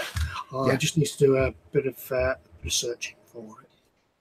Who needs a pirate hat? Lord Barclay III says he needs. MJ says Ford RS 2000. We'll assume he means a Cortina. We'll accept that. Yeah, Mark 3 Cortina RS 2000. I would. Yeah, that'll do for me. I had a Mark 3 Cortina. It went for miles on a gallon of petrol. I want the Mark 3 Cortina. I really want one. Yeah, with the pointy ends. Yeah. The Coke bottle curve. Yeah. I would love I said martini then. Why did I say martini? Why did I say martini? I'd love a martini. I'd love a martini. Yes, I'd love a whatever the hell I was talking about that I've forgotten now because I was going to say martini. Don't know why I was going to say martini. Moving on. Right. Oh, a Court Bottle Mark III Cortina would be excellent. Yeah, would be. If there was a Mark III Cortina out there, I'd buy it because that was my very first car. Hand painted metallic blue, no headrests, no heated windscreen. What else? Everything inside it was plastic. Yep. Yeah. Neil Harris says Ford RS 2000 was an Escort. Yes, it was. It was the GLX 2000, I think, was the Cortina. Was it the GLX? It was something 2000, the Mark III. It was the top of the line Mark III Cortina, which meant it had the vinyl roof and a little bit of fuzz on the carpet. Also, Phil Lewis says Ted's gone all Vaseline on the lens, soft focus, like an aging Hollywood star. He didn't say that. I just thought I'd add that bit. Yeah. Smooth says a Sierra Cosworth. Yeah. The most stolen car ever. I think that was the most stolen car ever, wasn't it? That would be late 80s. I had a Sierra. One of my cars. I used to have a Sierra. Yeah, 89. Yeah, they would have been late 80s, early 90s. Mid to late 80s. Cozzy. Can't beat a Cozzy. Cozzy, yeah. If you had a Cozzy, was the vinyl roof. GLX was the twin headlamps. There you go. That's it. Yeah. The vinyl roof, yeah. It was the closest we ever got to making a nice looking car in the 70s and 80s. As in, like, you know, an everyday car. Because it's the closest we got to the classic American muscle car design. 10 years too late, but hey. Yeah. And with your 8-track recording, 8-track tape recorder in it. Yeah. Oh, yeah. Tony Black says, Academy to do an old BMW. There's a few companies out there that do like old 80s, like Mercs and BMWs. You usually see them. Normally, somebody makes a diorama of some kind of like combat scene in the Middle East where there's a car with bullet holes in it and a 4x4 and a pickup and a technical. Where you tend to get lots of old Mercs and BMs and stuff. So there's a few out there. Sandy Ball says, throw a Rover in. It doesn't matter what year. There's always a Rover. Ford and if you can as well, if you want real realism, if you can find one, get a model of a Rover Metro, but snap the front axle so it's like that on the front wheels. We had a Rover Metro police car. I don't know if I told you, we had a Rover Metro police car. When we were in Whitehaven, and it used to rattle and bang and thunder around. It was a horrible car to drive. And then you turn the engine on. Yeah, it wasn't until somebody took it, until it went in for its 6 weekly service, and they found that the engine actually wasn't on its mounts. It totally sheared them, so it was just rattling around under the bonnet. Here at Rover, every car we make is a Friday afternoon car, guaranteed. Yeah, every day is Friday. Friday afternoon at Rover. Yeah. Sergeant Bones, Fox got it. There you go. Always with the broken axle on the Metros.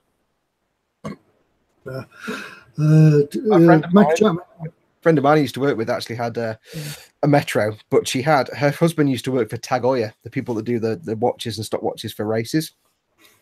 And they used to know one of the race teams.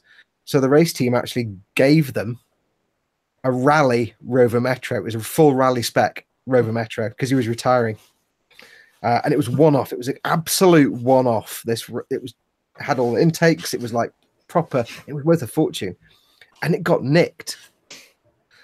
And she was absolutely mortified. She was gutted because it was her car and she loved using it. It was a full rally car on roads, but it got nicked. And a few weeks later, she had occasion to phone the police and say, "Yes, I reported my car stolen a few weeks ago." And it was yes. Said, "I know where it is." And they went, "Oh, right, where is it?" He said, "Well, I'm watching the news and there's a live broadcast and there's a police car chasing it down the M56. How did you know it's yours? Because I know what my car looks like. It's a one-off. It's unique." So she knew where it was because she saw it on the news being chased down the M56. And then they trashed it and wrote it off. Yeah. When it tried to catch her. Yeah, why were they always in brown? It's the same reason that like Vauxhall Novas always had body kit on when the young uns bought them, but they never painted, so you had Battleship grey spoilers on them, Battleship grey padded wheel arches and stuff. And they always won them on that dart game. What was it? Bullseye. Bullseye. Yeah, they always won that. Yeah, or Dusty Bin. Yeah, look what you could have won. Oh, they never won the Rover Metro. They always won the cutlery set. Yeah. I actually read a thing once where it was somebody who won the car in. Oh no, they won a speedboat. Somebody actually once won the speedboat on Bullseye, and this reporter tracked them down, and said, "Whatever happened to the speedboat that you won?" It was the only person that ever won it. And said, well, my husband won it, and he kind of kept it in the back garden for a while. And we just kind of sold it. It's like, wow. The only person that ever won. I think we sold it for a few £100 or something in the paper. So everybody who's not in England won't know what we're talking about. Trout and Chard says, focus, Ted. Oh, why bother? We're used to it. I'm in focus. Do we need to have a bit of a charity whip round and get Ted a decent camera now? Crowdfund me a new mic. Crowdfund me a new video camera. Yes, checks too. PO box.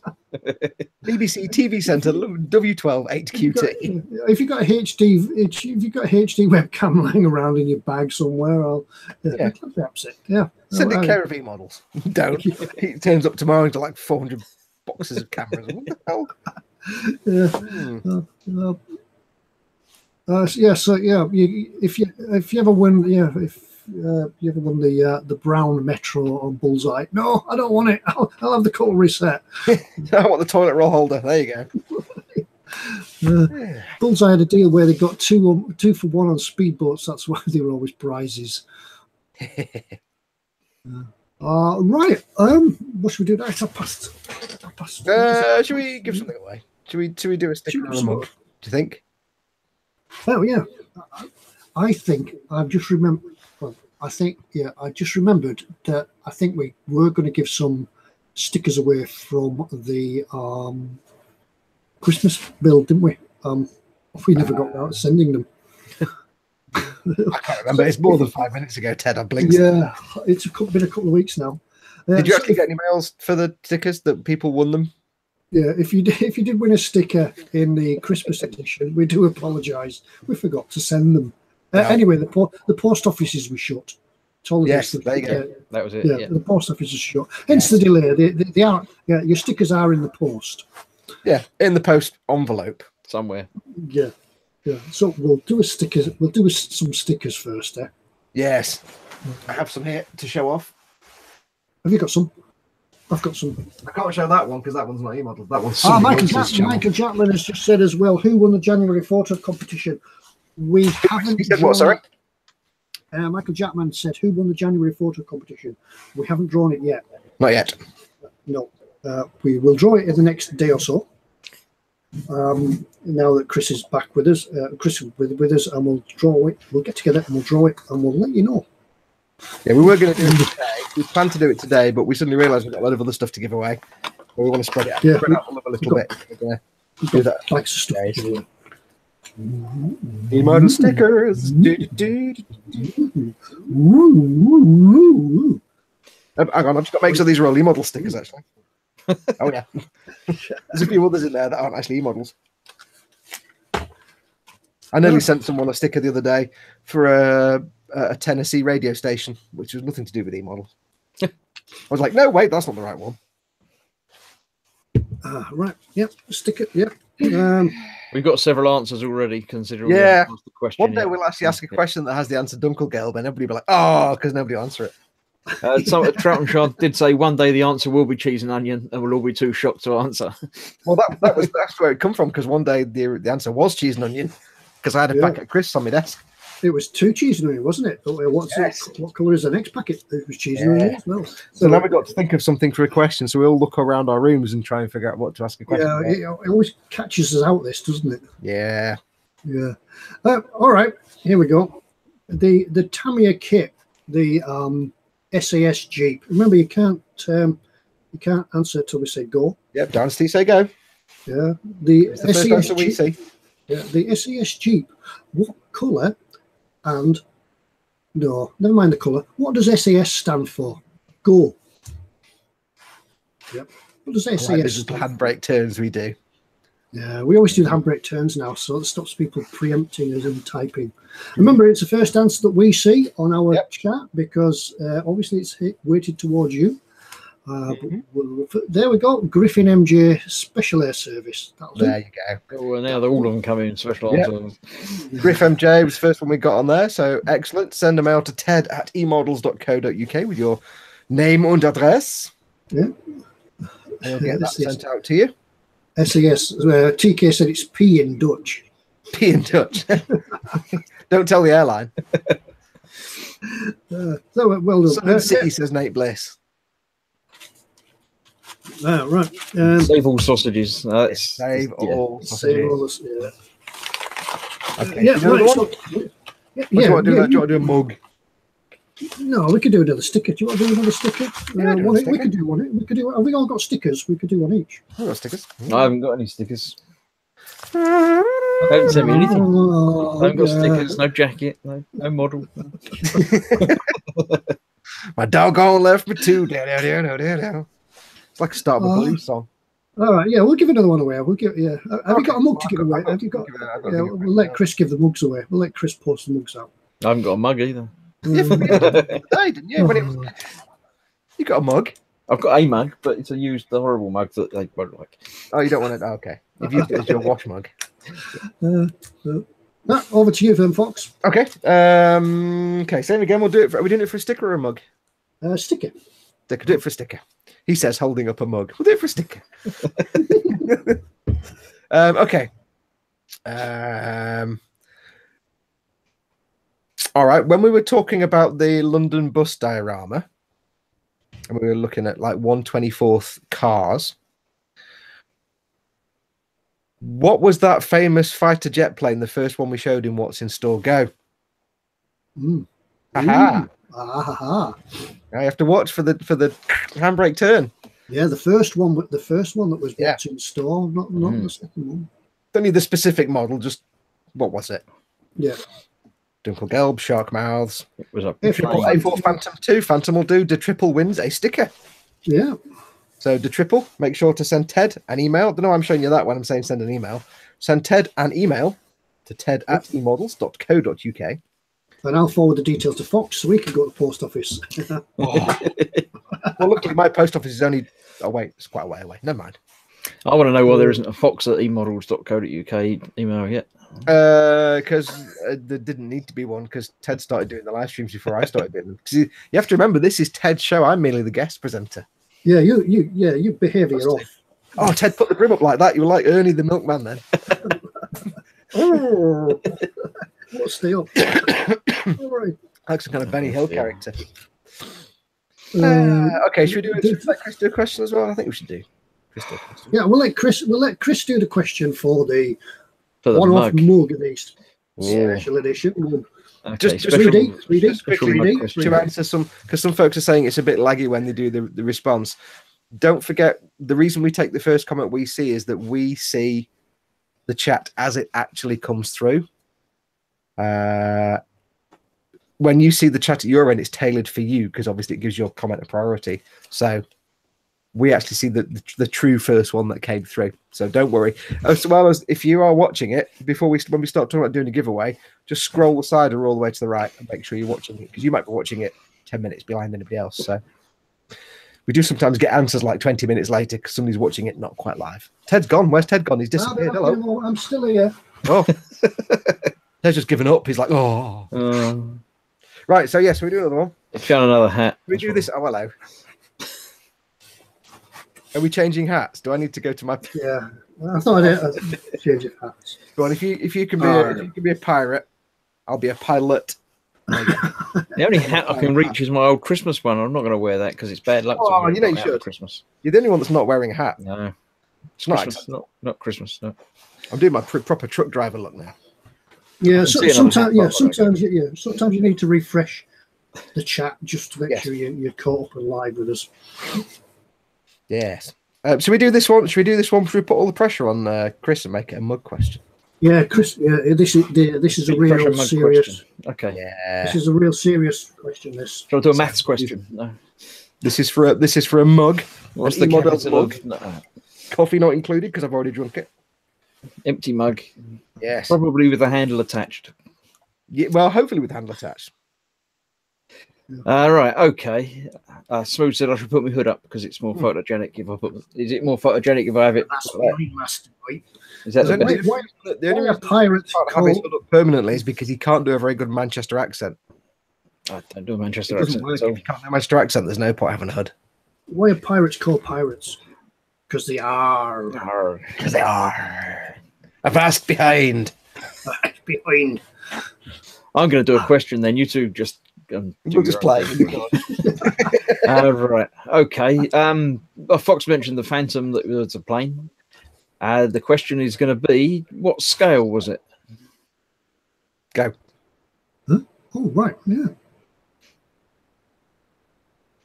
Nobody remembers. I had to think then for a minute. Bang. Oh, yeah. Making Carl models. making models, Yeah. 172. Carl, 172. yeah. Hi, Carl. Nice one, Carl. 172. Yep, you well get yourself a mug. Get yourself a I mug. think we've got your address already anyway, but just drop Ted an email and remind him. Tell him it's for a mug because he'll forget. Yeah, do. Oh, yeah, if you are mailing us because you've won something, do actually put in the email what you've won, because the guys at eModels or we won't even remember. So just don't put, I won the Ford Focus. It's not going to work. Yeah. I won the speedboat. No, you didn't. Yeah, I won the Brown Metro. Pete will be calling me saying, Fox, why are we giving away a cutlery set and a speedboat? What? That's not how it came out. So right. well done to Carl.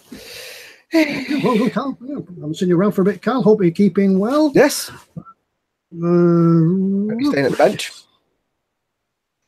Right. What else we going to do? Any questions from the chat? Yeah. If you have questions in the chat, please let us know because we're running out of time. Yeah. Chard says, Ted, I won the Polar Lights 1350 USS Enterprise. Honest. Nah. Carl at Make a Model says he's still ill. Sorry to hear that, Carl. Yeah, get well soon. Hopefully, get Lemsip in the mug we send you.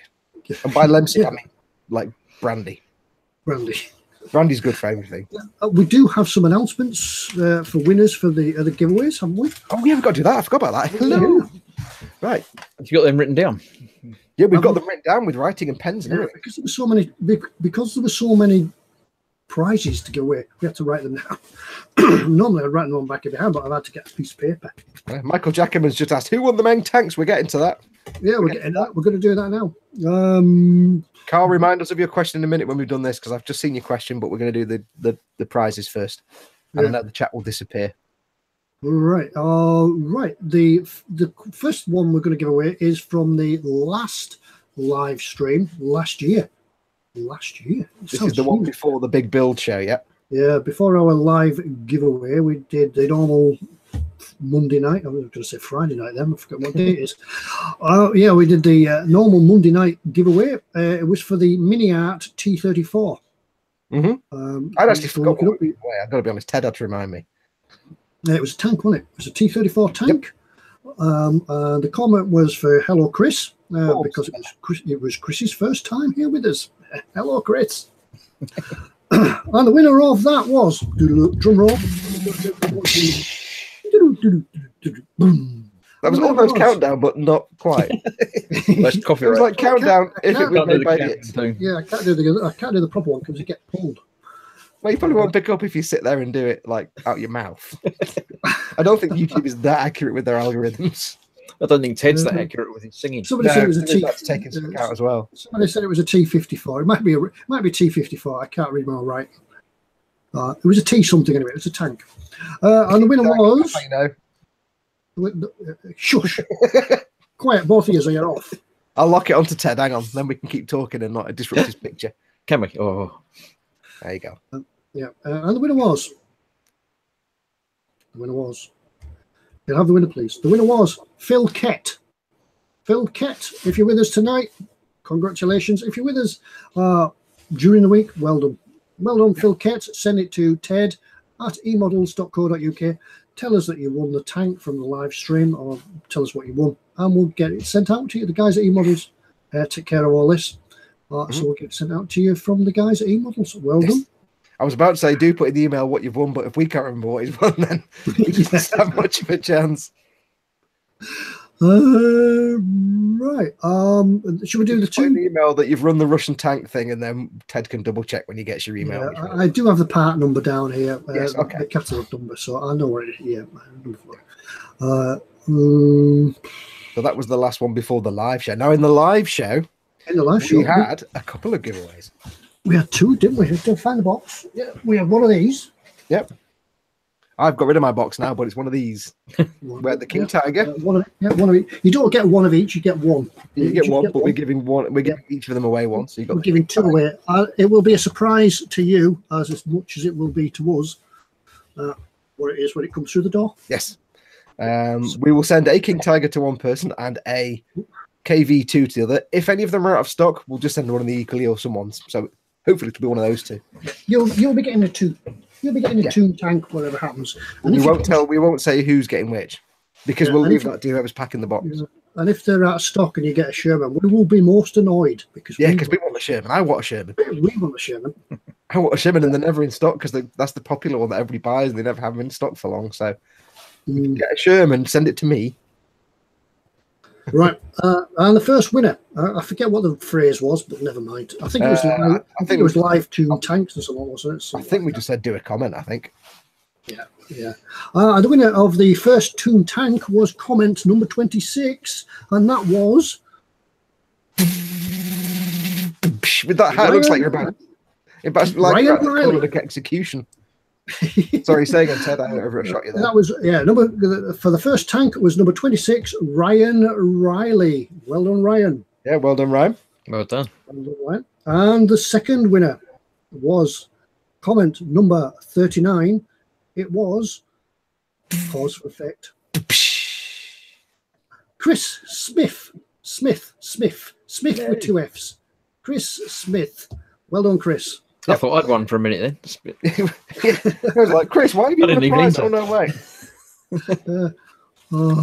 So Chris Smith and Ryan Riley, drop Ted an email, ted@emodels.co.uk. Thank you very much. Just say, you've won the main tank, please, thanks, and then we'll just send you the main tank. I say we won't send you the main tank. The guys at eModels will. Oh, Chris Smith's actually in the chat at the moment. So. Hooray! Oh, well done. Well done, Chris. Yeah, well done, Christoph. As I say, we don't know which tank you'll get. Hopefully you get one of the two that we've shown you, but if not, you'll get a toon tank. You'll get the one with the track and the gun and the shooting. Yeah, and they're fantastic. As you saw, if you watched the live stream, I'm sure you did, you'll have seen how fun they are to go together. Now, we have a question from Carl, who just won the mug. He says, best way to do mottling on a 1/48th scale plane. So I'm going to guess it's perhaps World War II German or otherwise. Yeah, possibly a Messerschmitt, perhaps, and you never know, maybe not be. I'm going to hazard a guess because I don't know, but I would say a very small bore airbrush, like a .225, very close and very low pressure. Yeah, and just randomly do your little dots. It would be time consuming, I bet. Yeah. Carefully. The comments in chat basically said carefully. Yeah, carefully. If it's a spotty one, then that's your thing. I would actually find that, although I've got my trigger airbrush, I would actually find that easier with a button, just to go to get little dots. Unless it's like a Heinkel or a Junkers, where it's got that kind of white with the grey swirly line that makes the kind of brain pattern. In which case it's the same again. It's just very close, very low pressure, very small nozzle and needle, and just get really close, low pressure, and just. I would say practice on a bit of paper first, because I've got to do some stuff on this Space Wolves thing that's going to be really close airbrush work. So I'm going to practice on a bit of paper first just to see if I can actually do it. Just practice doing little dots and little squiggles. Okay. Adrian David says you can get a stencil. Airbrush anyway, so he's probably absolutely fine with it. But just practice it to get your muscle memory for about 10 minutes. So then you can just go. And if it does go wrong, don't worry, just repaint it. As Chris spotted there, this Adrian said you can get a stencil on eBay. So yeah, have a look at that. So ignore everything I've just said and just get a stencil on eBay. Adrian, David, Craig David, what? Yeah, he did send us. Adrian sent us an email earlier this evening, which I almost forgot to read out. He says, "Good evening, Ted, Fox, and Chris." And Chris. For Christmas, he had 2 bottles of Humbrol varnish. The gloss varnish is awesome, but the matte varnish leaves a very chalky white film, which I have to brush off. What can I do to the matte clear to reduce the chalky white film? I would say put it in the bin. I have to be honest and say I don't like either of Humbrol's bottle varnishes. I don't. Not used them. Yeah, seriously though, it is. You'll find it all over Facebook and the internet. It is a Humbrol varnish issue. This of the varnish going chalky. You can. Sometimes it's related to the air temperature, the humidity, etc., etc., and it does have an effect on the varnish. You can sometimes get away with it by giving it another clear coat, another coat of varnish, and it may take it off. But if not, I would recommend that you'd leave it alone and go and get something more suitable. I mean, just to be clear, I absolutely adore and could not live without, if I can reach it, if I can reach it without knocking everything over, Humbrol 49 matte acrylic varnish. I love the rattle can. This is the best matte varnish I've ever used. The gloss is terrible, but this is the best matte varnish in a rattle can ever. I love this stuff, but the bottle stuff, I can't get on with it. Now, I have learned recently, with any matte varnish, if you're spraying matte varnish and getting the white powdery or frosty effect, that can sometimes be because you haven't either shaken it enough or thinned it. It's the matte. If you spray it and it goes all frosty, that can quite often just be the matting agent. You've got too much matting agent in your paint cup, in your airbrush. Because if you look at a matte varnish is basically a gloss varnish with matting agent in it. And I know this because when we sprayed my actual real life car, we sprayed it with a matte lacquer, which we didn't shake enough. So half of the car is matte and half of the car is shiny. Because we didn't mix in the thing. So a matte varnish is a gloss varnish with matting agent. So you have to shake it, like shake the hell out of it for a long time, and so that you make sure that when you get your airbrush cup that's this big and you've got that much fluid in there, you haven't got 95% matting agent and then 5% everything else. So shake it, shake it, shake it. That sounds like a song. And sometimes you might find thinning it a little bit as well might help with that. But that's if it goes frosty. It can also be like if it's too humid or too damp, but more often than not because it's got too much matting agent. Now with the Humbrol stuff, whether that's just they haven't quite got the recipe right, because I know people that have used it and it's fine. I've used it and it didn't frost, but it just didn't never dried. It never went matte and it never stopped being sticky. So I love this stuff, but you have to go outside to use it. Yeah, I've had that exact same problem as you had with your real car. I had it on one of the tanks at the back of me here. I didn't shake the matte varnish enough, and it came out gloss. Yep, Carl at Making Models also says it cannot, and he's right. It can also be too high pressure because it's drying out before it hits the model. Problem with matte varnishes and any varnishes, it's naturally thick, so your instinct is to put it at higher pressure. I tried using some of the ammo varnish. And it was just horrible. I couldn't do it. But then I actually suck at airbrushing varnishes, so I try and avoid it. But if you thin it down, you can drop the pressure down, and it might then not dry out quite so much. Keith Denny says, "Is it true? Pledge 2 times more shine." Over to you. 2 times more shine. 2 times more shine. That's right there. That's it. Keep up. Is not UV resistant and can yellow over time if the model is left in direct sunlight. I wouldn't leave it as a finished coat. It's not fabulously UV resistant, but then not a lot of varnishes are. Can it yellow? If you leave it on a window ledge in direct sunlight, then it will possibly degrade over time. But then pretty much most gloss varnishes would do that if you leave it right in a sunny window. I've had models that I've had varnish with Pledge for years and they've not yellowed or anything like that. It's one of the more yellowing resistant varnishes. There are some out there that will go yellow in a year. I'm looking at Humbrol again, sadly. But it also, they change the recipe so often that it's hard to know. The Pledge multi-surface wax is really, really long-lasting. It doesn't tend to yellow. The new stuff, the 2 times more shine, as far as I know, it doesn't, but there's never any guarantee in this world anyway. I've had some stuff that I've been using. I got it, about a year and a half, 2 years ago, and I've not had any yellowing. But the other thing is, don't put your models on a window edge where the sun is. Yeah. You shouldn't put anything in direct sunlight, ideally. I think as well that I wouldn't use Pledge as a finish varnish coat if it was going to be a gloss. I'd probably use a proper modelling varnish to leave it as a top coat. The Pledge 2 Time Shine works better for your weathering and your decals and things like that. Sort of barrier layer. Yeah, I mean, I only use the gloss varnish, the Pledge stuff I use. I never use it as well. I do. Okay, if I was making, I said this in a video the other day, if I was making a sports car or a Formula 1 car or a shiny plane, I would use a proper model making gloss varnish. Thankfully, I don't do that, so I don't need that.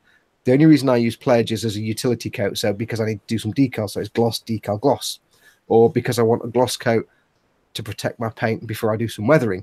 So by the time I finish the model, it's kind of going to be matte anyway. So even though the gloss is on there, by the time it's covered in weathering and everything else, if it starts to yellow a bit, you probably won't notice. The other thing to bear in mind, there's a lot of misinformation out there about varnishes that yellow, because if you've got a model and you paint the model, let's say you paint a model white and then you put a varnish on it, 3 years later the model goes yellow.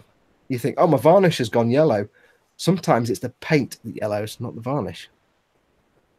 So don't not consider that. Some paints are also not UV resistant. So your varnish might not necessarily be UV resistant, but it might not yellow, but it doesn't stop the paint underneath it discoloring or fading or degrading over time. So, but yeah, I mean, I don't use the Pledge as a final coat. Apart from occasionally I might have like the eyes on a Gundam or a display screen on a dashboard or something where I'll just put some Pledge on there. That's fine.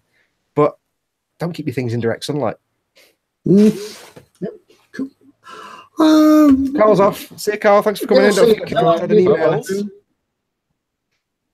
Zadster says 2 times more shine. Smoo did suggest sorry,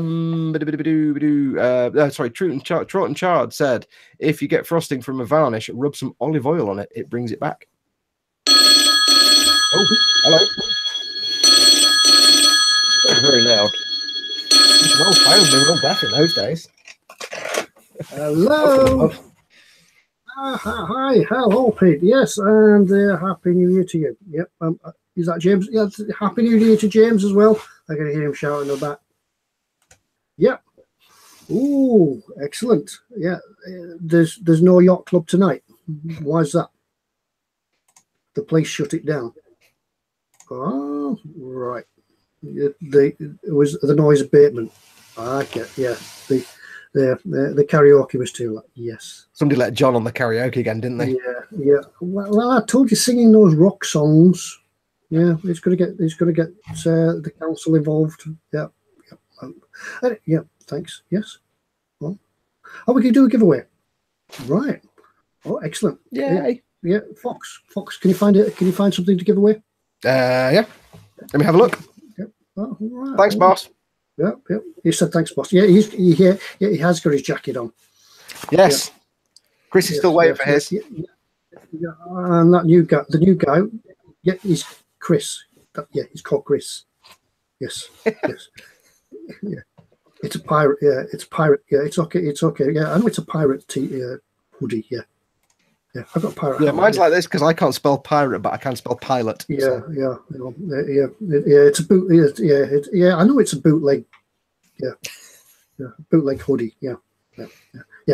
Chris. It's Chris. Yeah, not Christopher. Chris. Yes. Yeah, the new guy. Yeah, we told you about him. Yeah, we did. Yeah. Okay. Right. Okay. Yeah. Pete in his memory. Eh? Yeah. Right. Yeah, I can hear. Yeah, James said your beer's ready. Yeah. Okay. A vodka. Yes. Okay. Okay. Right. Thank you. Thank you very much. I'll see you again. Thank you. Yes. Happy New Year to you. Happy New Year to James. Okay. Right. I know. Okay. Right. Yes. You really have to hang up on him sometimes, don't you? Oh gosh. When he gets going, he gets going. Yeah. There's no karaoke tonight. The council have been in and shut them down for noise. I told them that's what happens when you put John on the karaoke. I always said it was a bad idea. Yeah. Oh. Yeah. He said hi to the new guy. Yeah. Yes. Yeah. So we could do a giveaway. Yeah. So have we got a giveaway? I bet he said to you, "Have we got a new guy?" When you said the new guy, you went, "New guy?" I bet you remember. Yeah. He said, "Who? Chris." I had to explain. Yeah. I'll send him a letter. I'll send him an email. Send him a letter. I'll send him a tablet with it written down. Send him a telegram. Yes. I've got a pigeon outside. I'll send him a pigeon. There you go. Right, so we do giveawayings. Okay, I've selected something. Shall I lock it on me and do the honors? Why not? Okay, so it's locked on me, and now I'm going to do a screen share. This is where the entire internet gets sucked into an infinite regression. 3, 2, 1. That didn't work. The button. That's it. Yes, that's Not it. that button. Not that button. The other button. No, the other button. Don't worry. I know which button not to press. Yes, that's it. There we go. Ooh, there we go. That looks nice. This week we shall have some fun. We'll give away something a bit weird and different. We're giving away the Thunder Models 135th US Army Loader Bulldozer. It's a tractor. I thought this would be a fun one to do because not only is it like an old clunky tractor, which is brilliant, but this is a perfect kind of thing for weathering. Weathering practice. You don't have to actually paint it as a military thing. You could paint it as anything. And the two best colors that look best with rust and wear are red and yellow. So if I had this, I'd be like, I'm going to paint it as a yellow tractor. I'm going to rust it. I'm going to knacker it. I'm going to put dirt and dust and grime. And then I'd make sure the hoe on the front was all scraped and shiny metal where it's all one smooth. And I'd do all paint on the back. I'd have a whale of a time with that because it's just asking to be weathered. Some of the most amazing models you'll ever see that people build are things like tractors because they just put so much sense into making them weathered and knackered. Yeah, there's a MIG weathering set, isn't there, for tractors? Yes, tractors. Yeah, I think MIG also some of MIG's video guides as well are actually on old tractors. So you might not need an army tractor in your airstrip that in 135th, but think of it as a brilliant study for weathering and rust and dirt and mud and all kinds of stuff. Yeah, because it'd be brilliant fun. You've got all the oil stains and it looks boring when it's green, but paint it like a civilian one. You'll have a great deal of fun. Somebody bought it at a army surplus, taken it home, used it, wrecked it, left it beside the side of a field. Yes.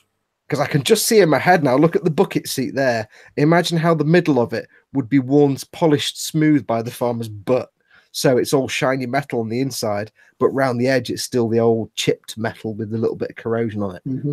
Just think of all the possibilities with that. I want one of these now. Yeah, the green coming through the yellow and the red as it's chipped away. So. Yeah, but I mean, I'd paint it in like yellow or red, or even like a light blue would work quite well with rust and corrosion and oil and dirt. Oh, I want one now.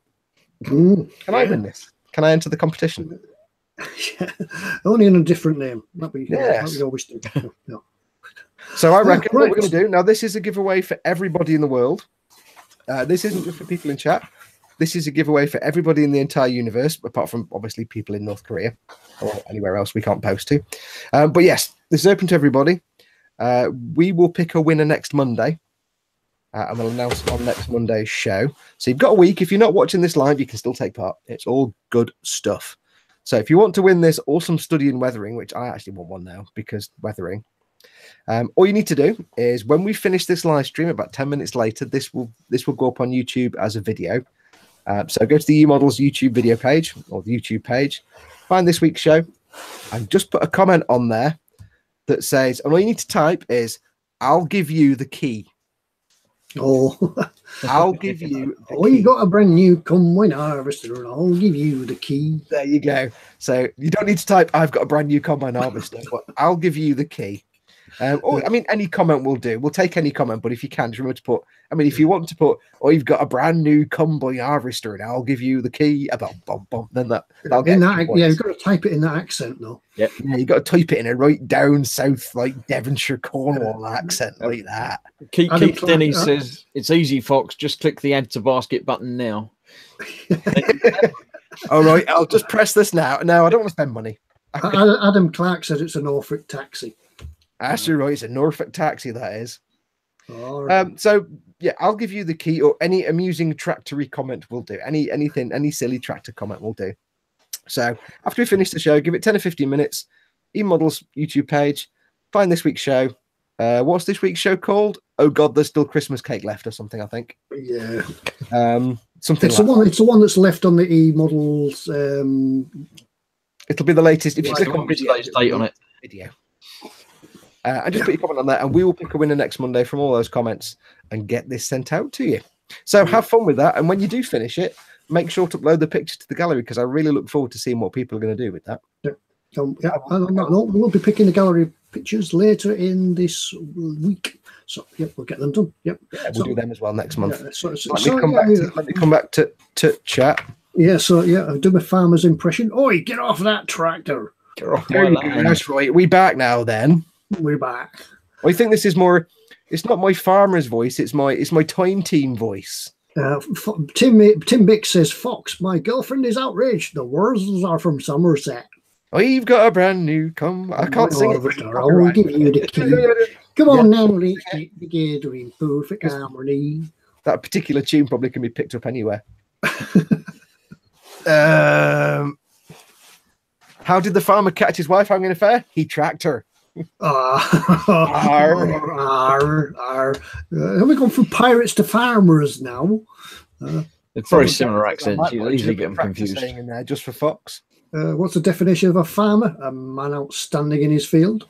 Then he says, yes, it's called Urgh. There is still Christmas cake left this week's episode. There we go. That's how you find it. Yeah. So, yeah. Tony Black says he used to like them, but he's an extractor fan now. He fell off my tractor. Oh, dear. All these Christmas cracker jokes. William is right. There we go. I'm tempted to do the rest of the whole podcast in a silly accent, but I won't. I think we should finish now then. That's right. We'll kill it now, Tony. I think we should. We've given everything away. We've had the phone calls. I'm doing that accent. I can't get rid of it. I feel like I want to go and dig a hole and look for Roman artifacts. Bill Beatty. Stratification, Tony. You got your Roman layer, then you got your Neolithic layer here. If you see the difference between the top here and the bottom down here, you'll see it's been burning. Yeah, and everybody outside the UK who's never heard of Time Team won't know what we're talking about. So they probably can't understand us either. Oh, Roadie's off. Take care, Roadie. Thanks very much. Yeah, we're all about to go ourselves now. Anyway, it's time to wrap up. We 2 hours again. We never ever meant to be this long. We just thought. How long have we gone? 2 hours. Yeah, 2 hours. Just over. Yeah. And I've not needed to go for a wee or anything. But you do now. No, now you I don't need now. Not at the moment. Now we've mentioned it. I should have gone and run the tap. Yep. Zadster says Phil Harding impression, no less. Oh yeah. Tony Black says Nat Moy Flint. Hang on. Phil Harding. Moy Flint, Tony. Yeah. I ain't got the hat. You've got the right hat. Can you kind of put like a spectacle? I've got the right hat. I've got the right hat, and we'll scrape a bit on top off here, and we could see this here bone has come from. We reckon it's a 400-year-old bone. What do you reckon this, Tony? If you look, you've got this layer, and then you've got this ancient Roman electricity cable right next to a sewage pipe from the Neolithic period. Not a lot of people know the Romans had electricity, Tony. Sergeant Bones says, we have seen it here in Germany. Love the series. Sergeant Bones, I'm still waiting for this German statement about tractors. I think he said he was going to put it in the chat in the comments afterwards. Right, that'll do. All right. Well, we'll look for that then. Right, time to wrap it up, folks. Because we're all tired now. We're worn out. And we need a gin. You're still doing the accent, aren't you? Folks. It's stuck now. Stuck. Yeah. Well, we're going to go right. Right. Once again, it's turned 11 o'clock here, and it's time to wrap things up. And thank you guys once again for coming along and supporting us. After all, it's your chat, it's your channel, it's what we're here for. So you can all sort of get together. Everybody can get together, have some questions, have a bit of fun, get some giveaways, win some prizes, as we do with eModels. Yep. So don't forget where eModels are, emodels.co.uk. Go along and have a look at the website. Go and check the offers page. Always check the offers. Put your pictures of your recent models. Put them up there on the gallery page. Don't forget to check out the stratigraphy. Yep. And slap it in your basket if you want it, because it won't last for long. Yes. If anything you saw tonight tickled your fancy, for the love of dog, go and get it now, because it won't be there by 10 minutes after we finish. It might not be there now. It might have. Might not even be there now. Yeah. Anyway, good night, everyone. And stuff as well through the stuff. Yeah. And if you didn't win a mug tonight, Carl won a mug, didn't he? We'll get the mug off to Carl. Keith Denny says, when's the next gallery giveaway? We're going to do last month's, hopefully next Monday, in next Monday's show, and the next one will be the 1st of February. We just had to delay this one a bit because of obviously Christmas and this show. Yeah, it's a bit of a catch up. We're running a little bit behind, but we'll soon catch up. That's right, my barber. We'll soon catch up, and yeah, all the more fun for everybody else. Right, time to go. Time to see you all again next week. Thank you very much for joining us. Yep. Fox has got the button to press while we carry on waving. Press my barber. Yeah, we've got to press this button now. We've got to wave and smile. So good night, everybody. Good night. Bye. For the Emperor, Space Marines. Bye. Bye.